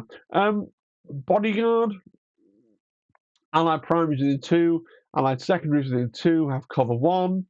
Seen it before on Magna Guard. I liked it then. I like it now. And then intimidating presence while he's not wounded. Allied Rebel Alliance characters within 2 add expertise into their defense rolls. Yeah. I mean, look, he's not going to have the most impressive activation in the world a lot of the time, but he has 12 wounds and he's throwing out a lot of passive benefits. I don't like that his free dash is a little bit situational. In terms of his damage, first 3 he can do 4. That's not bad for a secondary. First 3 he can get 2 shoves as well, and do 2 shoves and 4, which is pretty good. I would like to see the shove on 3 be on 2 instead, but your beggars can't be choosers. His ranged expertise tops out a little early, right? It'll feel really good if you roll 2 expertise. It'll feel a bit annoying if you roll like 4, which has happened to me, right? Melee, which is where he's a bit more interesting. It's not the best tree, is it? It's going to really suck if you roll 3 expertise and get a crit and a hit. But if you roll 1 and get a crit and a hit, that feels great. 4 gets you a crit, a hit, and a crit to a miss, which is fine. And 5 plus if you just go all expertise, that's pretty good as well. And then his defense, apart from the name, it's fine. It's got heals in there, which is interesting. Yeah, I quite like Chewie. I think he has stuff going for him. He definitely has some negatives as well, just in terms of that dash not being as easy and free as you'd like it to be. But I'm quite a fan of Chewie. Ezra Bridger. Force jump. So he has a force. So he just pays a force, and he gets to do a jump. That's if you're going to have the force to do it right, which you may not. It's pretty good. Okay, it's pretty good. Unreliable informant. So you pay a force, you choose an enemy support within 3, you roll a defense dice on an expertise, the chosen character gains a dash. You resolve this move on a hit or a miss, it gains a pin. This is a gamble, right? Spending a force and getting a pin sucks. I don't want to spend a force to get a pin, right? Spending a force and getting to dash my opponent in a move that I resolve in a complete direction of my choosing away from the objective that it's on is great. But it's roll a defense dice, and on one of the results you get to do that. Yeah, a gamble, and a gamble of a force as well. Helpful hand. When an allied force user primary character ends an activation within 2, this unit may jump. It's a free jump, right? When you end a primary near him, force user primary. It's the only bit of like synergy. Inward synergy, I've written outward synergy. It's only with inward synergy that Ezra has. It's not a big deal if you don't have a force user primary. I think I could see him in lists without a primary force user and not be sad that this part of my card wasn't doing anything. But a free jump's not a bad thing to have. Thanks for doing the heavy lifting is a really powerful ability. So when determining control of an active objective, a character in this unit is contesting. If there's a tie, you take the objective. So it just means you can run up to somebody who's on an objective and just stand there and you body them off the point as if you were 2 models, basically. That's really good. And then this helmet is property of Ezra Bridger. When a character in this unit wounds an enemy support with an attack after the effect resolved, gain additional momentum. It's one of them nice to haves, right? I can see Ezra being the person that just manages to kill somebody that's been mostly killed by somebody else, and Ezra comes along and goes, oh, haha. Ezra's really interesting. He has a decent damage tree. He can do 2 shoves within 3. He can only do 3 damage within 3. He can get to a repo in 3 though, which is pretty cool. He's also got a shove on 4 on his ranged expertise. He's got dashes on his defensive expertise on 2. and he's got a jump on 4 in his lightsaber. I think he's an interesting little character. I think he's, thanks for doing the heavy lifting. He's a really powerful ability whenever you see it. Spending a force for jump is pretty good.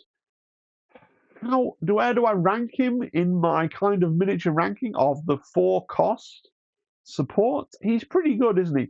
You don't need, unlike Sabine, you don't need to be playing him. I would argue you don't even need to be playing with a Force User Primary if you don't want to. I think he's just really good. Almost anywhere. A little bit Force hungry. 2 abilities there that cost Force. They're both pretty good. Yeah, I like Ezra.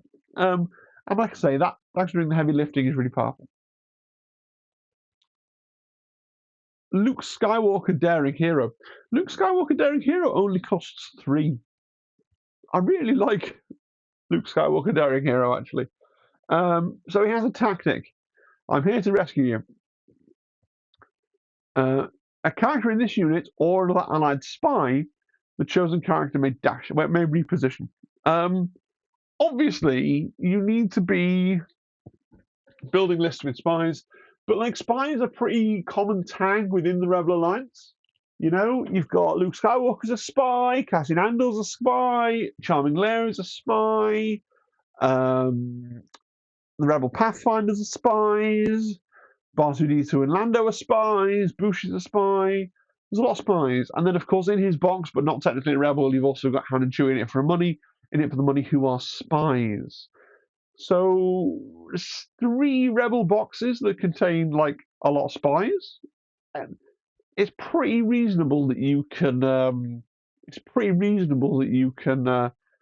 build a team around this. If you're not, and you've not got many spies in your team, he can still just do it to himself. Right?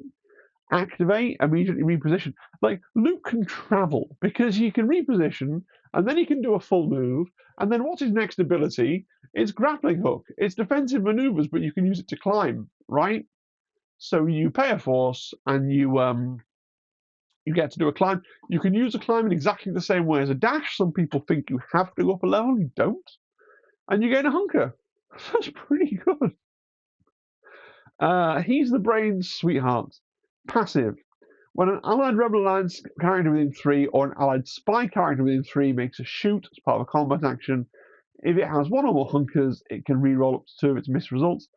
That's the kind of trigger that you do. I've played a game with this squad. I don't know if that ever came up, and I didn't notice it. It's the kind of thing that you do miss.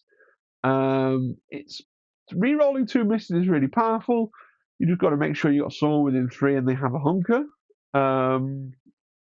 Yeah.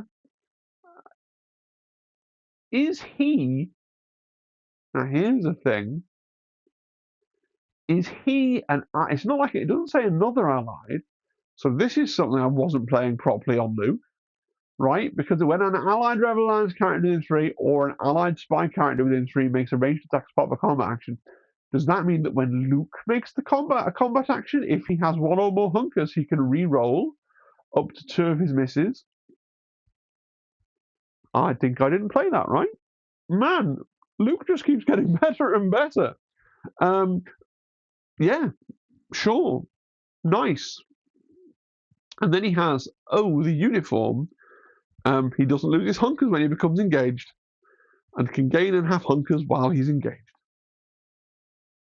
Nice. Yeah. I like Luke a lot. He's really good.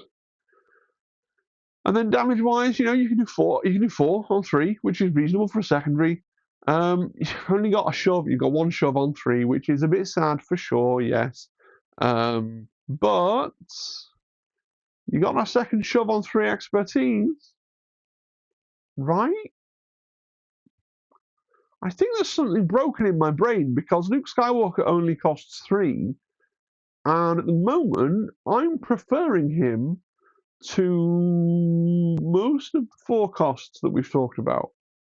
Now, he definitely has some downsides. His name is Luke Skywalker, so you can't run him with the other Luke Skywalker, even though the other Luke Skywalker has 7 squad points and really would like a decent 3 cost so he can bring a decent 4 cost support, right?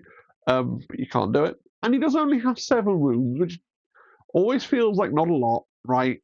But like, is there a world where you're running a point down and running Luke Skywalker Daring Hero because he's really cool? Maybe. Like, I think he's really good. I'm just going to say. Because he's really mobile. He can hand down that mobility. He can re-roll. He can be pretty good shooting. I mean, what more? Yeah, and he can potentially get 2 shoves. Just have to get 3 expertise. So the shoves thing, but I think he's pretty good. I can see arguments for Ezra with the objective point snatching. I can see arguments for Chewie with his 12 wounds as well.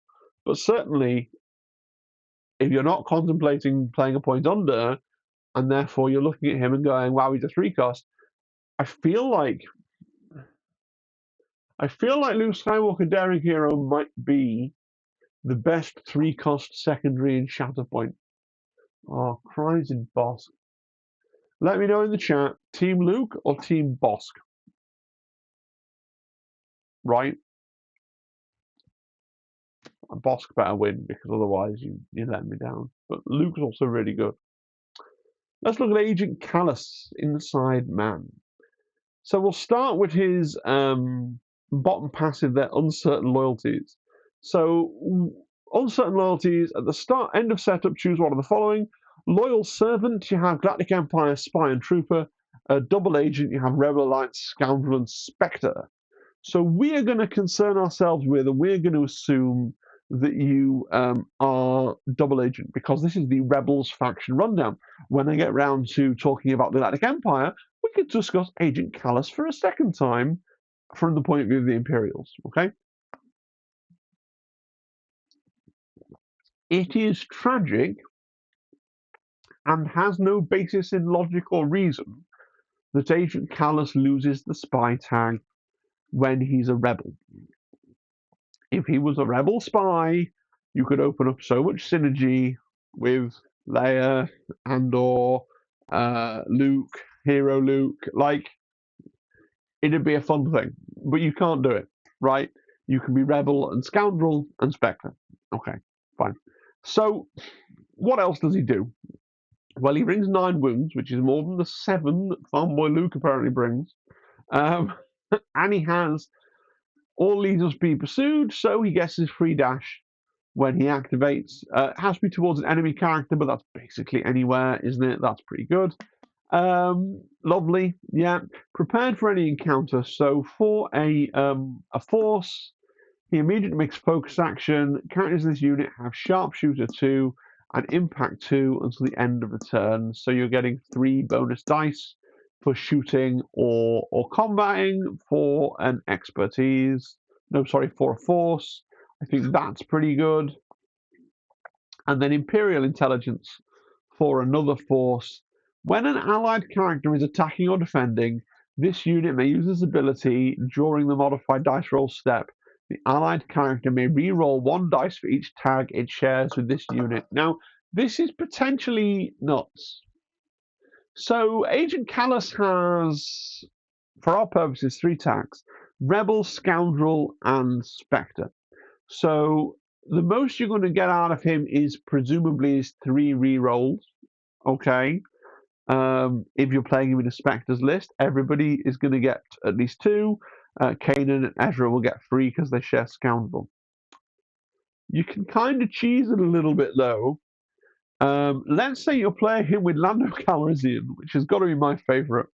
So you can make Lando a rebel, and Lando is already a scoundrel, and that's 2. And you're like, well, Lando isn't a Spectre, but Lando on his, when you flip Callus, you got Lando on the table. You got Lando gives Callus Bespin, which doesn't do anything, but it's a tag, and now more things share a tag with him, so it's an extra tag that way, so you can get up to 3 that way outside of Spectres for Rebel, Scoundrel, Bespin. And then the other way of doing it is if you're playing it with Endor Leia, because Endor Leia hands out Ewok to everybody. So again, that can replace the Spectre tag. And so if you've got like Endor Leia and General Solo would then be Rebel, Scoundrel, and Ewok, and so would Callus, and would get 3 rerolls. And in theory, you could be playing Endor, Leia, and Kanan Jarrus, and Callus, and then you get up to 4 rerolls that way, which is pretty fun. Is it really worth building a Callus reroll engine? Possibly not, but it felt worth talking about because it's quite interesting. I think the rerolls are really good. Smoothing out those dice maps. Rerolls aren't a very common ability in Shatterpoint. Yeah. Callus. I think in Rebels, conventional wisdom is to always take Callus over Sabine. I can even see an argument you might take Callus over. I think Sabine's really good in Spectres. Sorry. Would you take Callus over? I think the 3 of them within the context of a Spectre list is a really hard conversation actually. But he's not bad. He's really good. I think you'd need to, if you were going to play Spectres and you were going to make that your main thing, you'd need to play test it out and see which combination of those 3 you prefer. It's your only bit of list building you get to do, so yeah, go for it. Outside of his native home, I mean, let's look at his stance card. Oh, it's actually really good. So you can do 5 on 3 along the top, or you can do 2 shoves along the back. He has both the things that I typically like to look for. He also gets an extra shove in melee on 1 expertise. I think Callus is actually pretty good, but how good is he compared to the other things that you could be taking? Where do you compare in a regular Rebels list where actually he's only going to hand out definitely 1, possibly 2 rerolls? Where do you compare him with like Chewie as 2 4-cost supports? Difficult.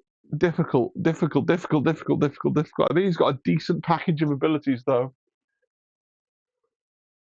Oh, and he can have all those extra dice on his excellent tree. I think Callus is just cool, man. K2SO, outspoken enforcer. So K2SO is a 5-cost. I'll tell you now, K2SO isn't quite as cool as he is in Andor or in the films. But then if he was, he'd be thoroughly broken. So, why does she get a blaster and I don't? 1 force. Choose an allied Rebel Alliance character. 1 character in this unit may dash toward the chosen character. The chosen character may gain a hunker or remove a condition. Really good for a force. It's a force dash with a condition or a hunker. Notice that K2SO doesn't need to get anywhere near the chosen character to do the hunkering or the conditioning. They can be on the other side of the table. And yes, it is towards a character, but towards is pretty generous. Congratulations, you're being rescued. Also costs force. When another allied Rebel Alliance character unit within 4 becomes wounded by an attack, after the effect is resolved, this unit may use its ability. 1 character in this unit may dash toward the enemy character that caused the effect, and then may make a 5 dice attack targeting that character. So he has like a mini revenge inside him. If somebody wounds a rebel that's within 4 of him. This is pretty good if you keep him near someone, right? And then they're on a point, and then they get wounded off the point, and then you go, cool, K2SO dashes, K2SO's on the point, let's read the lockdown ability. While this unit is not wounded, your opponent cannot remove or replace your control token from an objective that 1 or more characters in this unit are contesting. So even if they come on with 2 bodies and they kill what you had on the point, and you then manage to dash in K2SO, he just stands there and goes, yeah, whatevs. It's my point now still. Tough. Really good. Didn't come up for me in the 1 game I played so far that I was able to actually use congratulations, you're being rescued to greatest of effects. But I think it's a really cool ability. Goodbye. Goodbye is super interesting. When this unit is wounded by an enemy attack, after the effect is resolved, the attacking character gains a pin and a strain. Then you can choose an allied spy character within 3, and that character can dash. Pretty good. Additionally, if the unit has 1 or more wounded or injured tokens, you may spend up to 2 momentum at the end of your turn. If you do, move the struggle token 1 space towards your momentum tokens for each momentum spent, and this unit becomes defeated. A real, as fitting the Rogue One film, right? A real desperation move. If you are about to lose, and you're about to lose the game, right? Because it's just the struggle tracker is just hanging around in your opponent's half, and you can see, oh, I'm about to lose the game. Right, you can go, okay, I've got one last chance to get one more activation out of this to try and pull something back. I'm going to do goodbye. Yes, I lose 2 of my momentum, but I pull the struggle tracker 2 towards my side of the thing. And now suddenly the game is going to continue for a little bit. Right, and I'm getting at least 1 activation out of it because I've sacrificed K2SO. Didn't use it in the game we played because it didn't come up. I think weirdly I played against Zimbad and he wounded everything on my team, often multiple times, but not K2SO, so I didn't get to use any of goodbye at any point. But yeah, I think a situation ability very rarely going to come up, but when it does come up, importantly, and it may not do you much good. It may just postpone the inevitable by about 15 minutes, but it is going to feel like that moment in Rogue One. It is going to be really cool. Stances, hey, a shove on 1, shove on 2, nice. Less damage than I would expect, just because I've seen Andor. And I've seen how badass he is in the last couple of episodes of Andor when he shows up. So I would like to have seen him do an extraordinarily large amount of damage, but obviously that's we've got to have a balanced game. But he can still do 4 on 3, and if he gets 1 expertise in melee, there's your 5th damage. So it's 5 on 3 with an expertise. It's nothing to be sniffed at, really, is it? Right? Because he's got that damage in his expertise table, so he's pretty good. And then his ranged attack, he doesn't really want to be doing ranged attacks. But ranged expertise is slightly worse than his punching expertise because he's really a puncher. He does get a pistol, though. Despite an ability called Why Does She Get a Blaster and I Don't, he actually does have a blaster pistol, for sure. His defensive expertise, sturdy frame, is pretty good. A crit into a normal on 1 is pretty fun. We love to see it. So the thing with K2SO is he costs 5. I think it's a real shame if you don't take him and you're taking Andor, not just because it's the lore win, because they're buddies, but also Andor has that 9, and therefore K2SO fits. I think K2SO is really hard to fit into anywhere else because you take him with an 8 cost, and then you're taking Bartu, D2, and Lando, and you're not loving life at that point, are you? It's like, Bartu and Lando. We'll get to them in the relevant part of the video, but they're the only 3 cost in faction support, right? And out of faction 3 cost supports aren't much better. You also wing guard, no, right? I'm afraid good 3 cost supports only exist in the Clone Wars era, right? As a rule. So yeah, you're a bit stymied there in terms of including him anywhere other than with his best buddy Andor, which I think is pretty thematic and cool actually. So why not? Boush has a really big problem. Boush has a number of really big problems. Boush is poor. Boush is Leia Organa. The best primary, in my opinion, in Rebels faction is also called Leia Organa. This is problematic. There's also a second pretty good primary in this faction called Leia Organa. So you can only have 1 Leia, and this is the worst Leia. So let's get that out of the way. Okay. She has Fan Out. Same ability we saw on Luke Skywalker, on Hero Luke. I liked it on Hero Luke. I'm not going to like it any less because it's on a character who's otherwise not that great. But yeah, fine, good. Yes, it's a great ability if you've got loads of spies, and having loads of spies isn't hard. So yes, and you can just use it on Boosh and be hypermobile. Not as mobile as Luke because you don't have another dash as well, which Luke does. But there you go. Low blow. Low blow needs a buff, and it didn't get a buff in the balance pass, and that's weird. So low blow costs 2 force. Choose a character in this unit and an enemy character it's engaged with. Push the chosen enemy 2 away from the chosen ally, and then push the chosen ally 2 towards the chosen enemy.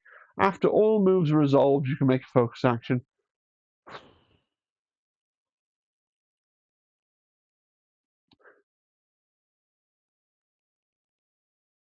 If the enemy is on an objective and you move base to base with them, and then you use this ability, then potentially they'll be off the objective, and you might just be on the objective if you were exactly, yeah. It's just a tricky one. 2 force to push someone off is cool. 2 force to push someone off, and then you have to follow them. But then you've got a focus action, and then you can attack. It just seems expensive for what it does. Maybe it's good. If, like I say, you just have to be very particular with realizing that you doing a 2-inch push yourself, you're going to keep the back of your base just contesting the point that you're trying to push someone off. Right? Fearless and inventive costs a force. When a character in this unit makes a melee attack as part of a combat action, before dice are rolled, you use this ability, add 2 dice to the attack roll for each enemy character other than the target not wounded and engaged with one or more characters in this unit. If it comes up because the enemy's dogpiled a point and you mallet in Boosh and then you do low blow, and then after you've done low blow you're still engaged with other characters, then you can have some extra dice if you want to spend that third four. I don't know. It's expensive. It's potentially getting to, like, you could potentially be doing a melee attack with 6, and then you got a free focus 7, and then 2 dice from this 9. It's not bad. It's not bad. It's not bad, but it's just not great. I don't know. And then I want 50,000 no less. When you wound an enemy primary, gain an additional momentum token unless the opponent unit's controlling player spends a force. Yeah, are you going to wound a primary with? You might do. It's not the most, but when it comes up and it's free and it's like, oh, spend a force, right? Momentum. Okay, I'll spend a force. Yeah, it's fine. She's got all the tags in the world: bounty hunter, rebel alliance, scoundrel, spy. Like, the problem Boosh has is if they made her good, she'd show up in so many lists for so many different things. I feel like she's on the cusp of greatness, though. Stance, a shove on 2, but not on 1. Some damage, but it's all like, you can do 4 on 3, I guess, and a shove. It's not bad. 6 on 4, 9 if you full tree. Are you gonna full tree? Oh, I find it hard to like Boosh. Again, possibly her biggest problem is that she's Leia. Right. We have really good layers already. Heavy blaster pistol expertise is not awful. Crit on 1 is great. A crit on 2 is meh. A crit and a hit. A crit and a damage on 3 is okay. 2 crits and a damage on 4 is okay. It's not the best. The shock lance is pretty bad. Given that you want to get melee attacks with her, really? Right? Like, that's the thing. Because with low blow, you're going to be in melee. Fearless and inventive happens when you're in melee. And yet your melee expertise is a damage on 1, a damage on a hit on 2, 3, a crit and a damage on 4 up. I mean, a damage, an extra damage is alright. It's interesting. And then the defense is 1 block on 1 to 2, but on 3 it gets a block and a crit to a miss. Bush is probably better than I think. But I struggle not to have her on the bottom of the 4-point support pile, right? C3PO and R2D2. So C3PO and R2D2 also cost 3, like Hero Luke. C3PO and R2D2 recently got buffed, and I think they're pretty good. So, Brilliance Oration. Choose an allied Ewok supporting character. So one thing you've got to bear in mind with C3PO and R2D2 is you're basically taking them with Endor Leia, right? You don't need to take any other Ewoks if you don't want to, but you could take a squad that was C3PO, R2D2, Endor Leia, and then a 4-point support, of which there are 2 good ones in Rebels. So that's a squad that could complement almost any other squad in the game. So when we read Ewok support or Ewok this or Ewok that, just bear in mind that if you're taking Endor Leia at the same time, you probably are, then it's just any rebel, right? So choose an allied Ewok within 4, Ewok support within 4. The chosen character may dash, double heal, hunker, or make a 5-dice attack. And then one character in this unit can dash, double heal, hunker, or make a 5-dice attack. And that's free. It doesn't cost you any force. Yeah, great, good. You can have a dash and hand out a dash, which is what we want. Or if you want to, you can have a 5-dice attack and hand out a 5-dice attack, right? Which is also really, really good. Really good, really good, really rate it, and it's free. Cool. A reaction, I'm not sure that's a good idea. When allied rebel within 4 or allied Ewok within 4 start this activation, use this ability. You can remove a condition. Yeah, remove a condition for free. Can't complain about that. Right? Especially, it could be a pin that's about to mess up your turn. It could be a strain that's about to mess up your turn. Yeah, can't complain about that. Divine Influence, also free. While this unit's active stance is against my programming, allied Ewok units within 5 have scale. Remember, again, it could be all rebels. So rebels, essentially, within 5 have scale and can climb even while they're engaged. That's quite a lot of mobility that's just there. But it is a bubble of 5, and that is a thing you have to try and play around a little bit, right? Or if you're on Angry Trilling, characters within 5 all have Steadfast. So now, if you have like a 12-wound Chewbacca, he can be steadfast on his point, which I imagine makes him quite happy. Or you could have a steadfast K2SO, which I imagine makes him quite happy, right? And then you've got Goodness Gracious Me. While one or more allied Ewok units, read Rebel again, that are not wounded are within 3, you just can't shoot C3PO and R2D2. Yeah. I think really good for a 3 cost. They do a lot. Not on their activation. Well, like Brilliant Oration happens on their activation, but it's just you need to be, if you want these, you need to take Endor Leia, or you're playing Ewoks. But we're going to talk about actual Ewok lists in a different video. If in the context of like a wider Rebels list, you are basically stapling them to Endor Leia. But as we discussed, Endor Leia is not bad. It's not really a tax that you mind paying.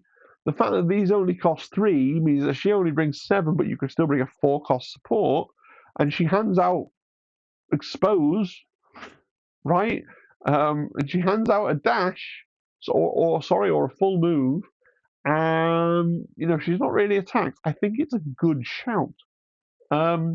So what the only like the fly in the ointment of C3PO and R2D2 really is what are they doing when they activate? Well, they're handing out a dash, a move, or a hunker or a 5-dice attack, and then they can do a dash, a heal, a hunker, or a 5-dice attack. If you're on Angry Trilling, little R2's got a push on 1, a push on 2. So that's not bad, right? It's only a melee push, okay? But you could trundle it onto an objective, right? And then push someone else off and take the objective. Valid, perfectly valid, right? Yeah, his melee expertise tree is Bobbins. Defensive expertise tree on R2's side is actually quite cool. It's got dashes on. It's got crits to misses on 4+, I guess, if you get there. C3PO's side of the card is bad. Right? A heal on 1, 2 heals on 2, a disarm on 3, a pin on 4, and if you always 5, you do a damage. Meh. The only reason you'd find yourself on C3PO's side is if you wanted your bubble to be a scale and climb when engaged bubble rather than a steadfast bubble. But actually, I like the idea of a steadfast bubble, so I think you'd be an angry trilling for your whole life, right? Yeah, I quite like C3PO and R2D2. It's worth noting they did get massively buffed recently. So here we are. I've tried to rank the secondaries. I think it's really hard, and I would love to hear your ranking of the 4-cost Rebel secondaries, because I really struggled. I think Boosh is definitely at the bottom. Boosh is bad, right? And Sabine is near the bottom because she only works in 2 particular lists. She needs to be Inspectors or Mandalorians to do the stuff that you want her to do. But I think in either of those lists she can be good. I'm vaguely aware that people on the internet say to drop her from those lists in favor of other Spectres or other Mandalorians. So I don't quite see why. But if I'm trying to order them and I can't really come up with any other reasons, then shit people online say is as good a reason as any. And then Ezra, Chewie, and Callus, I think, are all genuinely really pretty good. Ezra, when I made the slide deck, I put Ezra on top, but I think like his ability to just walk onto a point, that's my point now, is really good. Yeah. Chewie having 12 wounds is pretty good, but Chewie annoys because he can't necessarily always get his free dash. Callus is actually really good as well. Is Callus good enough when you're not playing with Spectres or Endor Layer and doing something? Is Callus good enough? Like, he wouldn't say you're playing Callus with other rebels, and so he's only definitely handing out 1, and then maybe if you've got a couple of scoundrels, they're getting 2. Does he still feel good in that list? I mean, he's got a really good damage tree and focuses. I think Callus might secretly be. Is he secretly on top? I don't know. That seems mad though. Yeah. I don't know. I'd love your thoughts between those 3, and certainly, or if you want to stand for Sabine, that's fine as well. The 3 costs, I think both the 3 costs are excellent in their own way. To the point where when I've been list building, I've been seriously considering going, well, maybe I want to change, if you take the Death Star escape box, maybe I want to change Han and Chewie in it for the money for the commandos, and then I could change Luke for a 4-cost. It's like, do I definitely want to, though? But he's only 7 wounds, which sucks. C3PO and R2D2 can hand out a lot of stuff, but they're going to have lackluster activations. And I think K2SO is great, but I think it only really works with Cassian. And in no other list. He doesn't have Scoundrel either, so you can't do other shenanigans with him. Yeah, I think that's basically it. I'd love to hear your thoughts down below though as well. So there's my tier list, my ranking for secondaries. Oh, 2 hours and 3 minutes. We're nearly, well, we it's about right. Well, I don't think it'll quite take me an hour to talk about the supports because there's only like 4 of them. Let's see. We'll start with Chopper, the first of our 2 Spectre supports. Mayhem costs the Force, and it's pretty well what it is. I played a game against Rebels with Chopper, played a couple of games against Rebels with Chopper. Mayhem, when Zimbab played Chopper, his Mayhem dice were just fire, right? But Mayhem is a gamble. You spend your Force, You choose an enemy within 2, you roll 3 defense dice. If you get a block, they gain strain. If you get an expertise, they gain disarm. If you roll misses, they gain expose. And you really after those exposes. That's the big purpose of it, right? Rocket booster, force jump, yeah, force jump, yeah, fine, good. Chopper. Sometimes you do it right as a reaction. When a character in this unit wounds an enemy unit with an attack, after the effect is resolved, you use this ability, choose an allied rebel character within 2. The chosen character may dash in the respect that they can reposition. Hey, you're not going to be able to set it up very often that you definitely get the wound with Chopper, but when it happens and you remember you've got this tag, it does say sometimes, and you just go, cool, now this person can. I'm not going to say dash, I'm going to say reposition, because I don't think you're ever going to take him outside of a Spectre list. Sturdy construction, he's immune to pin and disarm, which is, yeah, not bad, as I said on the slide. Is that one of ours is pretty interesting. So while he's in the order deck or in reserve, he can't be shot. Looking at his trees, a push on 1 and then a push on 3 is pretty good. He can do 4 damage on 3, which is pretty good. 6 damage on 4, right? I don't know if you get into that free use of Rocket Booster or Mayhem at the end of his tree. And plus, you probably were going to do Mayhem. You probably want it before to try for the expose. His expertise tables are okay. They're pretty good. I think Chopper is going to go in every Spectres list because I think he's better than Zeb. And you want to take whether you want max Spectres or you just want to take a fair old number. But I don't think he's worth it outside of playing Kanan. Just because he's a one-body support. And as cool and funny and interesting as he is, he's not like Fifth Brother, is he? Right, I think one-body supports have to be quite special to justify themselves. I don't think Chopper reaches that bar outside of when you're getting utility from his Spectre tag. Zeb. This is going to hurt Pal for a force. Choose an allied rebel character in line of sight. One character in this unit may dash towards the chosen character. If they're a Spectre, you can move after it's resolved. If one or more characters in this unit are engaged, you can make a focus action. It's pretty good. It's a free focus and it's a focus and a dash, but you got to pay for it. And it becomes a full move with Spectre synergy, and you are really only taking Zeb if everyone else on your team is a Spectre, because he is the weakest Spectre, in my view. He has a reaction called Lasan Honor Guard. When he becomes wounded, after it's resolved, you can gain 2 injured tokens, remove a wounded token, all damage, and a condition from yourself. So you have 3 lives, and you can choose to get rid of an extra one of them and wake up straight away.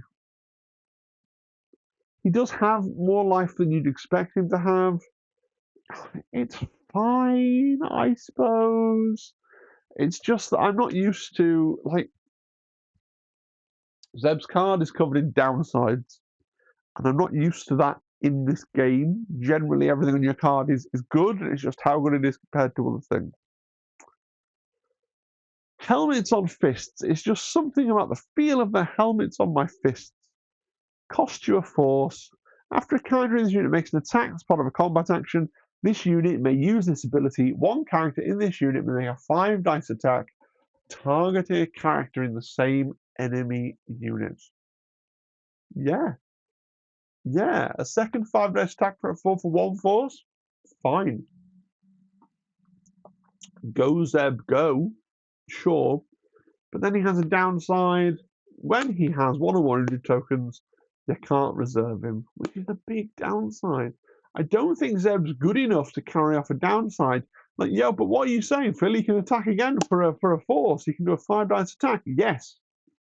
But he's a single model support. that you can't reserve after he's been injured once. And one of his other abilities invites you to injure him twice. You know? His stances are okay. You can get a push on 2. But you can't get 2 pushes unless you get 4. A bunch of damage. You know, you can get 4 damage, 4 damage, 4 damage on 3. You can get to 6 damage as a max. And then a repo right at the end. Bow rifle is fine. I mean, 2 expertise translating into 2 normal hits does not feel great as a ranged. In combat, it's a little better because you're getting a crit once you get to 2. His defensive expertise is pretty good. You can get 2 heals if you roll 3, but I'm just not feeling Zeb. Like, if you want every model in your unit to be Spectres, then fine. If you are willing to trade away even 1 Spectre, you swap Zeb out for the Commandos or the Pathfinders or something like that. Yeah. Speaking of the Commandos, Commando Doctrines. Pay a force, get a dash. I'd do that. Hang on. You also get if one of your characters ends this movement within 4 of an enemy, you get a focus and hunger. So a force for a dash and potentially a focus and hunger as well. Yeah, really good. Coordinated fire damage, bonus damage is really good. Camouflage, you just gain a hunker when you deploy. Yeah, really good. And infiltration, when deploying characters in this unit, characters may be placed within 3 of the first place character from the squad's primary unit instead of the normal 1. So this is pretty good. What it lets you to do is things like, I play a lot of First Contact, my favourite mission. In First Contact, you've got, on your side of the board, you've got 3, well, there are 4 points on you. There are 3 points on your side of the board that you can deploy on, but the middle back one is never on in the first struggle. But the middle one that's slightly further forward is, you can't start on that one usually. You have to move onto it with something in your first activation. Commandos can start on it with infiltration. And I'm sure there are other missions as well where the infiltration lets you start on a point you couldn't otherwise start on. But that is a really nice thing about Commandos, okay? And then their tree, you push on 2 and 3, that's pretty good. Damage, 3 damage on 3, it's okay. It's all right. It's okay, right? 8 health, 2 lives. One day I'll remember the proper name for lives, but today is not that day. The ranged expertise isn't great, right? A hit, 2 hits on 3 doesn't feel great. Their melee is interesting because getting an extra damage is pretty fun, but they don't often want to be in melee, and their defensive expertise is kind of bobbins. People say Commandos are like the absolute level 100% best thing going in Rebels, and I agree they're quite good, right? They're 2 bodies, you've got Infiltrate, you can start with Hunker, you got Coordinated Fire Damage, you got Commando Doctrines, so if you're up close, you can get a free focus. They're not bad. They don't blow my world on fire or anything, but they're pretty good. They're pretty solid. I actually, and this makes me weird, I think I prefer the Pathfinders. So look, let's just compare them. They have better defensive expertise, right? Because they're getting 2 blocks on 2, and they're getting 2 blocks and a repo on 3 instead of 1. So they've got more armor, right? They've got 1 less ranged attack dice, that's true. Their defense, they're slightly worse at ranged defense and slightly better at melee defense, okay? Their melee expertise is better because they can get a crit on 1, right? Their ranged expertise is better, I think. Is it 2? Yeah. Yeah, because they're getting a crit on 3. Yeah, it's better, right? Their tree, I mean, look, they got a shove on 3 and it's their only shove. and they can do 3 damage. So they can do 3 damage and a shove on 3. The commandos can do 2 shoves on 3. So the commandos have got better access to shoves. So let's look at the front of the card. So you got defensive maneuver. So a force, you could dash. If you dash, you get a hunker. That is like, it's slightly worse than commando doctrines, but in some ways slightly better, because commando doctrine, you don't get your hunker if you're not within 4 of a bad guy. A defensive maneuver, you always get your hunker, but commando doctrines, if you do end within 4 of a bad guy, you get a free focus. They have camouflage, exactly the same as the commandos, and then they have cloak and dagger, which is kind of weird. So cloak and dagger costs a force. When the unit makes combat action before any attacks are made, you can use this ability. During the first attack of the combat action, you add 3 dice.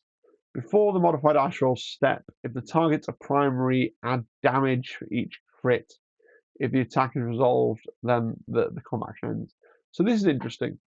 Basically, you're paying a force to consolidate your 2 attacks into 1 attack, which might be worth doing if you have a spare force and you have split up your pathfinders, so one is milling around on an objective at the back and doesn't have a shot on anybody. So then you may as well kind of spend that force and have those extra couple of dice. It kind of feels bad because it costs a force to do that. And then you've got this stuff against a primary where actually it's suddenly a real gamble, because you're chucking 6 dice and doing an extra damage for every crit against a primary. So it's a little bit Wheel of Fortune. I don't think it's a great ability. I think it's a situational one that you'll sometimes use. Like maximum advantage if you split up your pathfinders and you're shooting a primary, then it's almost certainly worth the force, right? And then you've got the thing that makes them really good. So they're immune to pin, cool, and they have scale. When they would dash, if they have a hunker, they have a full move. So you deploy them, they have a hunker. So you defensive maneuver them on their first turn, and they get to do a full move, and then another full move. Okay. Then they have 2 hunkers. They sit there with the 2 hunkers.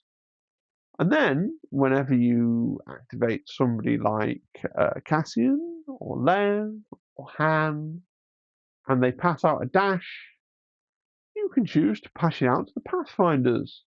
And then the dash, because they have the hunker doesn't fall off, you get all the way around to them. The Pathfinders can just move again. The Pathfinders can just move more than you'd think was reasonable. You know? Is a lot of movement, and a lot of standing on points. Now, yes, if somebody wants to wound your Pathfinders and kill them, and then you're just shuffling around these wounded Pathfinders pointlessly, it stops being particularly good. And they're not the hardiest things, although they are potentially hardier than the commandos. And at least between their first activation and their second activation, they're hanging around with 2 hunkers. After that, they're probably going to go down to only having the 1 hunker, because they can't reset up to get their free hunker. Right, but with their 2 hunkers, they're rolling 6 defense dice or 7 defense dice, depending on the kind of attack. Like, I quite like Pathfinders, and I've seen a lot of people online going, "Oh, Pathfinders ain't as good as Commandos." I think they're very much of a muchness. I think if you really value the infiltrate, that's a good reason to take Commandos, for sure. What else do Pathfinders have? They have the spy tag. So again, we're thinking of Andor, we're thinking of Hero Luke, we're thinking of all the different things that we've seen that do something on spy. You can spy about spyly with your Pathfinders. So I'm not super eager. Maybe this is because I'm bad at Shatterpoint, because a lot of people that are better than me are like, no, you drop the commander straight away. Why? They have worse expertise tables. They have 1 less dice. I think it was 1 less dice at ranged, sure. And yes, they lack that push on 2.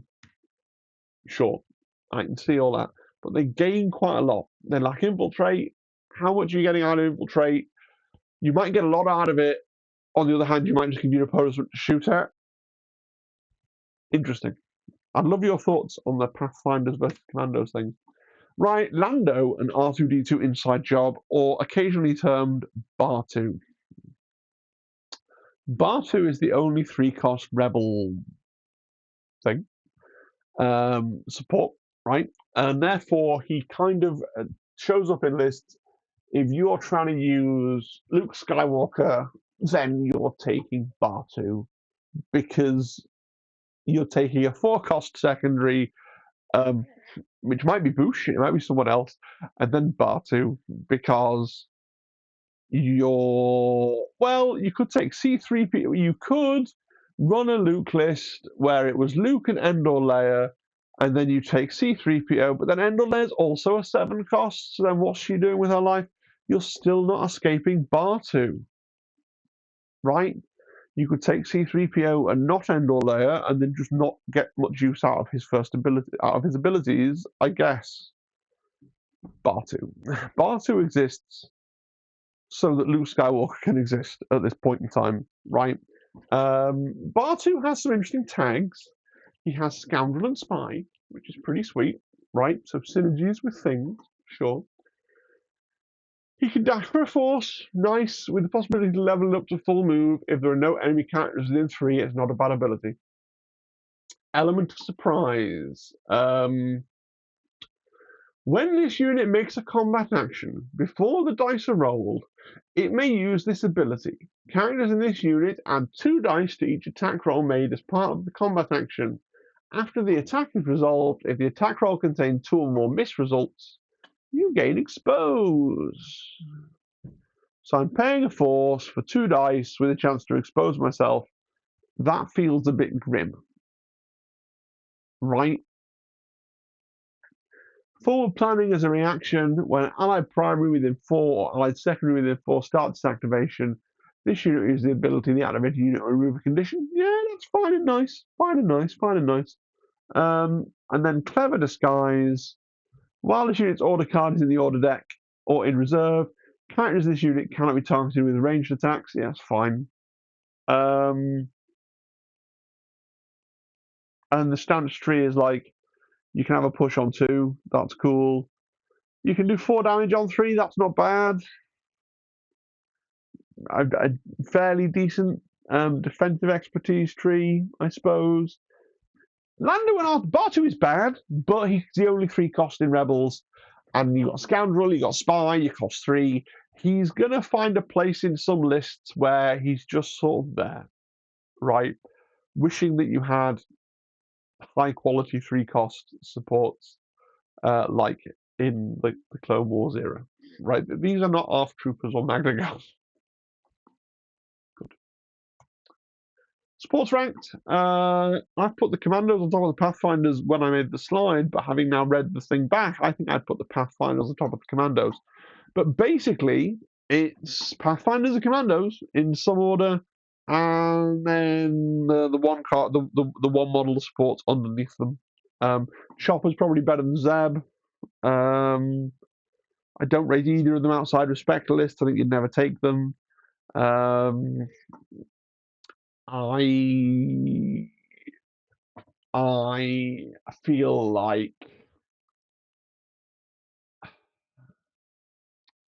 feel like Pathfinder should be on top. No, I'm going to go for it. I'm going to go for the hot take. I know that the received internet wisdom is the Commandos are better, but I don't get it. Lando and R2-D2 aren't great, but they cost 3. They stand alone with their thing of costing 3 with an array of useful tags. They will find a home in a lot of lists. Let's talk about lists. So, okay. This is not Rebel list building. This is the list building that exists inside my brain at the moment. I like Cassian Andor because I've watched Andor on Disney Plus, and I think it's perfect. I think that it's not only like the best Star Wars, but I think it's some of the best television. I think it's up there with Breaking Bad and Chernobyl as just being just. Oh, I like that show so much. So Tiny Andor in Shatterpoint is the aim. So all these lists include Andor. I don't actually think mechanically he's the best primary. I think he's the second best primary. I think Charming Lair is the best primary. Most of these lists also have Charming Lair in for a reason, right? So, first list, the obvious pairing. I want to play Andor. What does it go with? It goes with This Is Some Rescue. So, everyone's a spy. Everyone except Han and Chewie in it for the money, who we will go through in a second. Look, there he is. Everyone except Han and Chewie in it for the money is a rebel. It's a decent list with good synergy, right? Han and Chewie is the only one I actually have some problems with in that list, to be honest. Then you can have the same list, and you can argue that you should take Commandos instead of Pathfinders. All the other captains say you should, and I'm starting to think I should fight you on that one.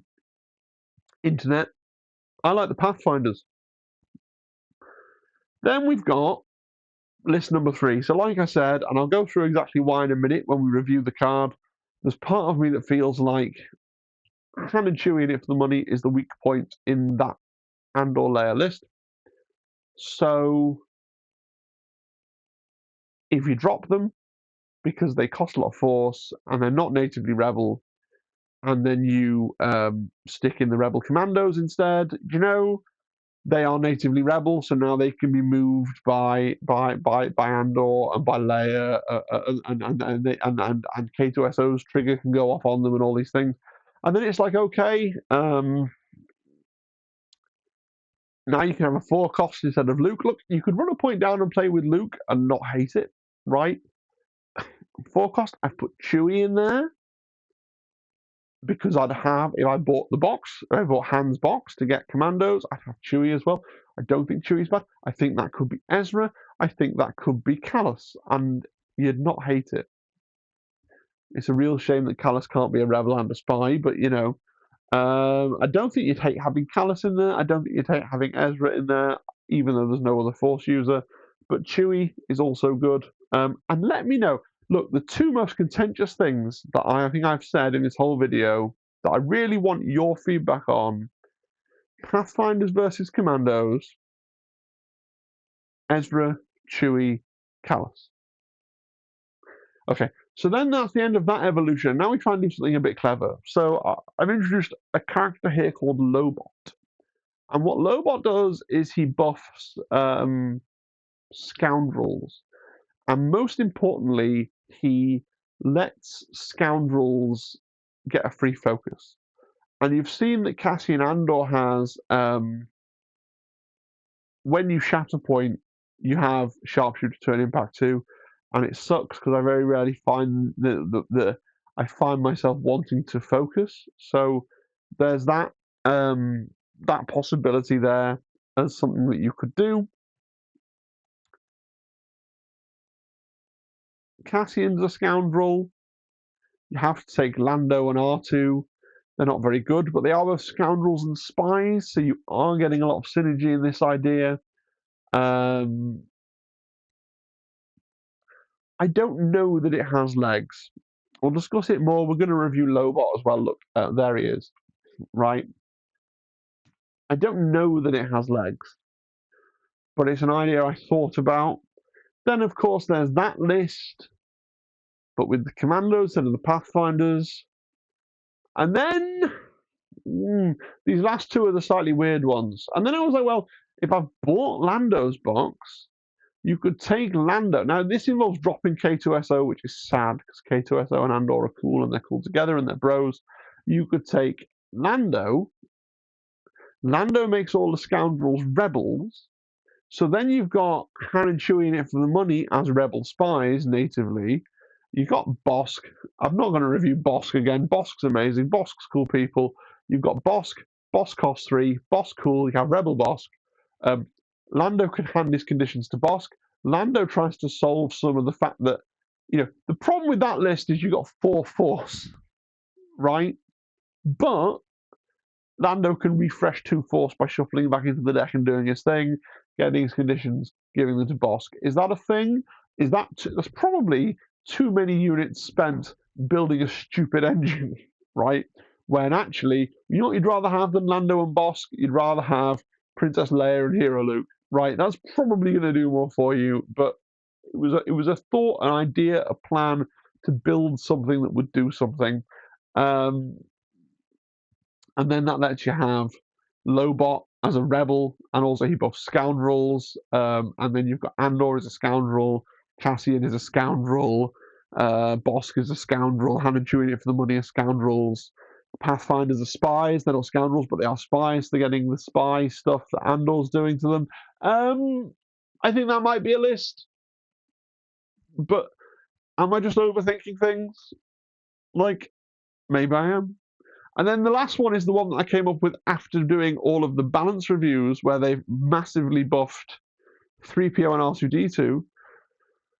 Like, is there a world where you play Andor's box with Charming Leia and not Charming Leia, Andor's box with Endor Leia and 3PO and the Commandos, which is that'd be a fun one to throw down and try. Have to buy 2 really expensive boxes full of Ewoks to get those 2 characters, right? And I'm not a massive Ewok fan. So those are my thoughts on lists. I'm not even claiming any of those are the best Rebel list going. But hey, I actively solicit your feedback. What I'm actually going to do is play games and try things and improve them. But I always get 10 steps ahead of myself, and I always overthink everything. That's just my disability, I suppose. Right. Let's just look at Han and Chewie in it for the money. So they're not rebels. They don't have the rebel tag. They're mercenary scoundrel spies, but they have an orange header, and I've mentioned them, so let's go through them. Han and Chewie in it for the money. The first ability they have is Look Out, He's Loose. This costs you a force. One character in this unit may dash. After the move is resolved, if that character is engaged with one or more enemy characters, choose one of those enemy characters. They can dash. After their move is resolved, if they're no longer engaged with any characters in this unit, it gains disarm. If the enemy character is still engaged with you, it gains expose. So, okay.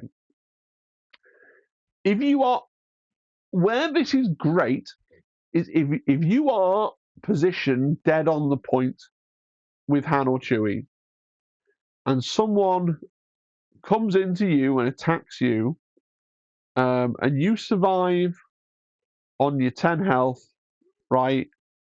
You've got some health left, then you can do this and make them run away. Which is pretty handy if they've then moved a second person on and you're trying to take the point back. But you have to be on the point, right? If you're not on the point and you use this, my theory is, and I need to get some models out and actually lay it out, but if they're on the point and you use this, you dash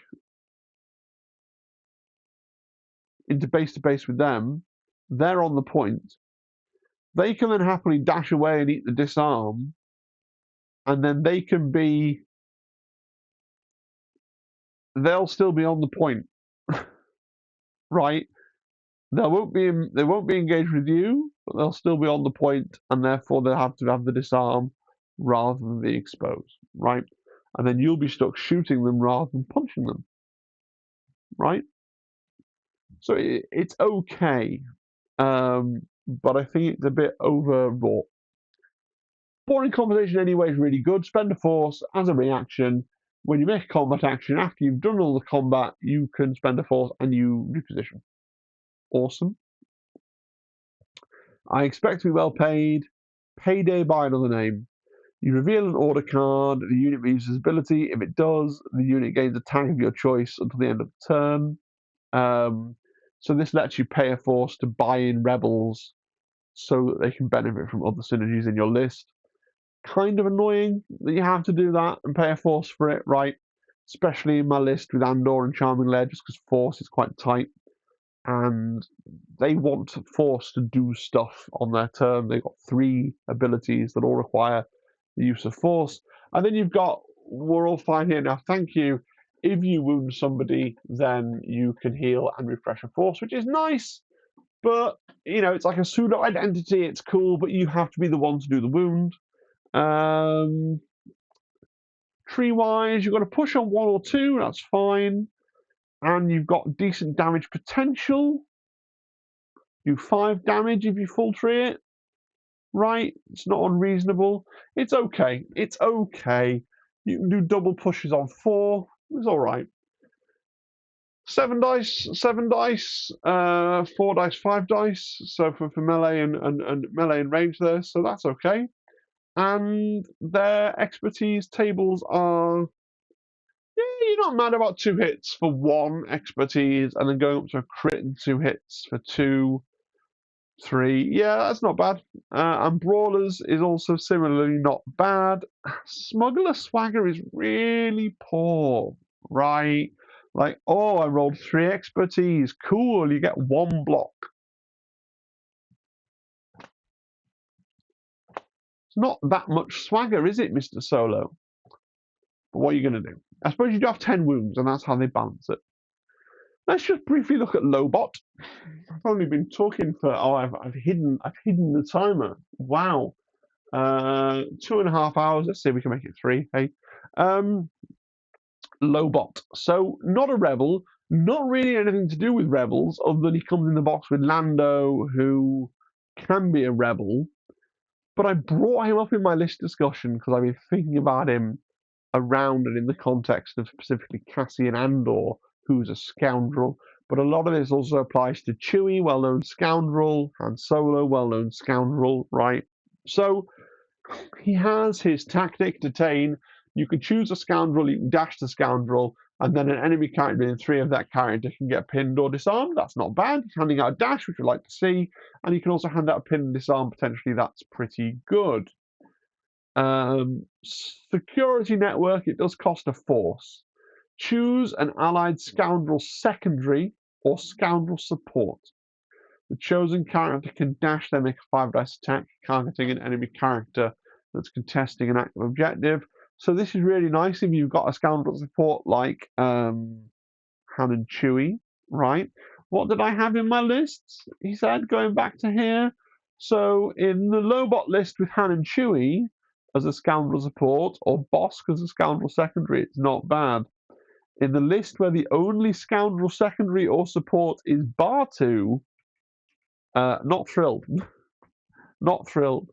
But you could just not spend the force. Battlefield calculations. When another allied character ends within a move, a dash, a jump, or a climb within 2 of this character during its activation, the unit may use this ability. The activating unit immediately gains a focus, which is why you might want him in a list with your Cassian Andor, giving it people Sharpshooter 2 and Impact 2 on the Shatterpoint turn. The free focus is quite nice. The more I think about Lobot, the more I think that the lists, like, where we're trying to cram Lobot in, oh, where are we? There might be something with the Lando list. I don't think the Lando-less Lobot list has any legs, actually. I've decided. Oh, nope, spoilers. Literally. And then you've got Lockdown, which is funny. The one thing I do like about the Lando-less Lobot list is if you're running both Lobot and K2SO, you do have 2 fellows with Lockdown, which I think has some legs for sure. His tree is okay. Damage, you can do 4 on 3. Not bad. He's got a push on 1. You get 2 pushes in 3. That's not bad. He has only got a 4-inch, not inch, but a range 4 pistol, which is a bit meh. 7 dice, 6 dice, it's fine. His expertise tables aren't great. His defensive expertise is pretty good, though. He can pass out disarms, which is cool, and he's got crits into misses on 3s, and then on 4+ as well, and an expose on 4+, which is quite nice. Lobot. Right, that's everything I wanted to talk about except this. Yeah. So I like to talk about the future when I do these faction rundowns. We know that we're getting a Rebel box in Q3. So July, August, September. The current rumor I'm hearing from people who might know things is August. So we're getting the This Is Rogue One squad pack with Jyn Erso, Baze Malbus and Chirrut Imwe as support, and then Bodhi Rook as a secondary. We know some things about this box, right? Because they've spoiled some things. So we know we've got Baze Malbut and Chirrut Imwe's words. We haven't got their stance card, but we've got their rules. We've also got the front side of their stance cards, so we know there are 5 cost support with the bring no force. Okay, there's a chance that they were going to bring a force, I suppose, but they don't bring any force. And then we've seen Jin Urso Stardust's front character card because it was put into the tournament like rewards, like they did a foil version of it. So we can just see that she brings 3 force and 8 squad points. So we can infer that Bodhi Rook is going to be a 3 cost secondary, right? Because 5 plus 3 is 8. So that's what we know so far. And then we've got Baze and Chirrut's cards. So they're rebels and scoundrels. They're not spies, which is fair because even though they join Cassian Andor in the Battle of Scarif, they don't like everyone else is that. It's funny because the Pathfinders have spy, and they're just wearing military uniform, but these guys don't have spy. So, but yeah, assume it's a balance thing. They have an identity. I fear nothing, for all is as the Force wills it. At the start of the activation, refresh Force. For each wounded and injured token this unit has, you can refresh Force, or this unit can remove a damage or a condition from itself. Really, really good, especially in the context of running both the Rogue One boxes together, because Andor's only bringing 2 Force, and so 5 Force is a bit of a struggle. So having just, activate refresh Force, potentially when you're wounded, refresh 2 Force, is really, really good. And then their one ability that costs a Force, I've been in worse cages than this one. If the unit's active stance is I'm one with the Force, so they're going to have a double-sided stance card. We haven't seen it yet, but basically they're going to have a Baze stance and a Chirrut stance. So the active stance is I'm one with the Force, then they get to dash. If it's the Force with me, they get to reposition. Yeah, that's pretty good, especially if you can leave them in their Forces with me stance, at least for much of the game, right? Obviously, we haven't seen the 2 stance cards. Guardians of the Wills as a passive, so again, you can start to see I'm one with the Force, you get cover 1 and sharpshooter 1, so they're going to have a ranged stance, I'm one with the Force, and then they're going to have the Forces with me, which is obviously going to be their combat stance, where they're going to have steadfast and impact 1. And also, whenever they change stance, they get to focus. So that's going to be really interesting. You're going to be encouraged to maybe deploy them in the Forces with me, so that you can immediately change, because you're most likely going to be shooting in that first activation. And then in a second activation, you're going to change back and then go into their combat stance potentially. So you're constantly getting the free focuses. Yes. I can see that being really cool. And then he's praying for the door to open, which is interesting.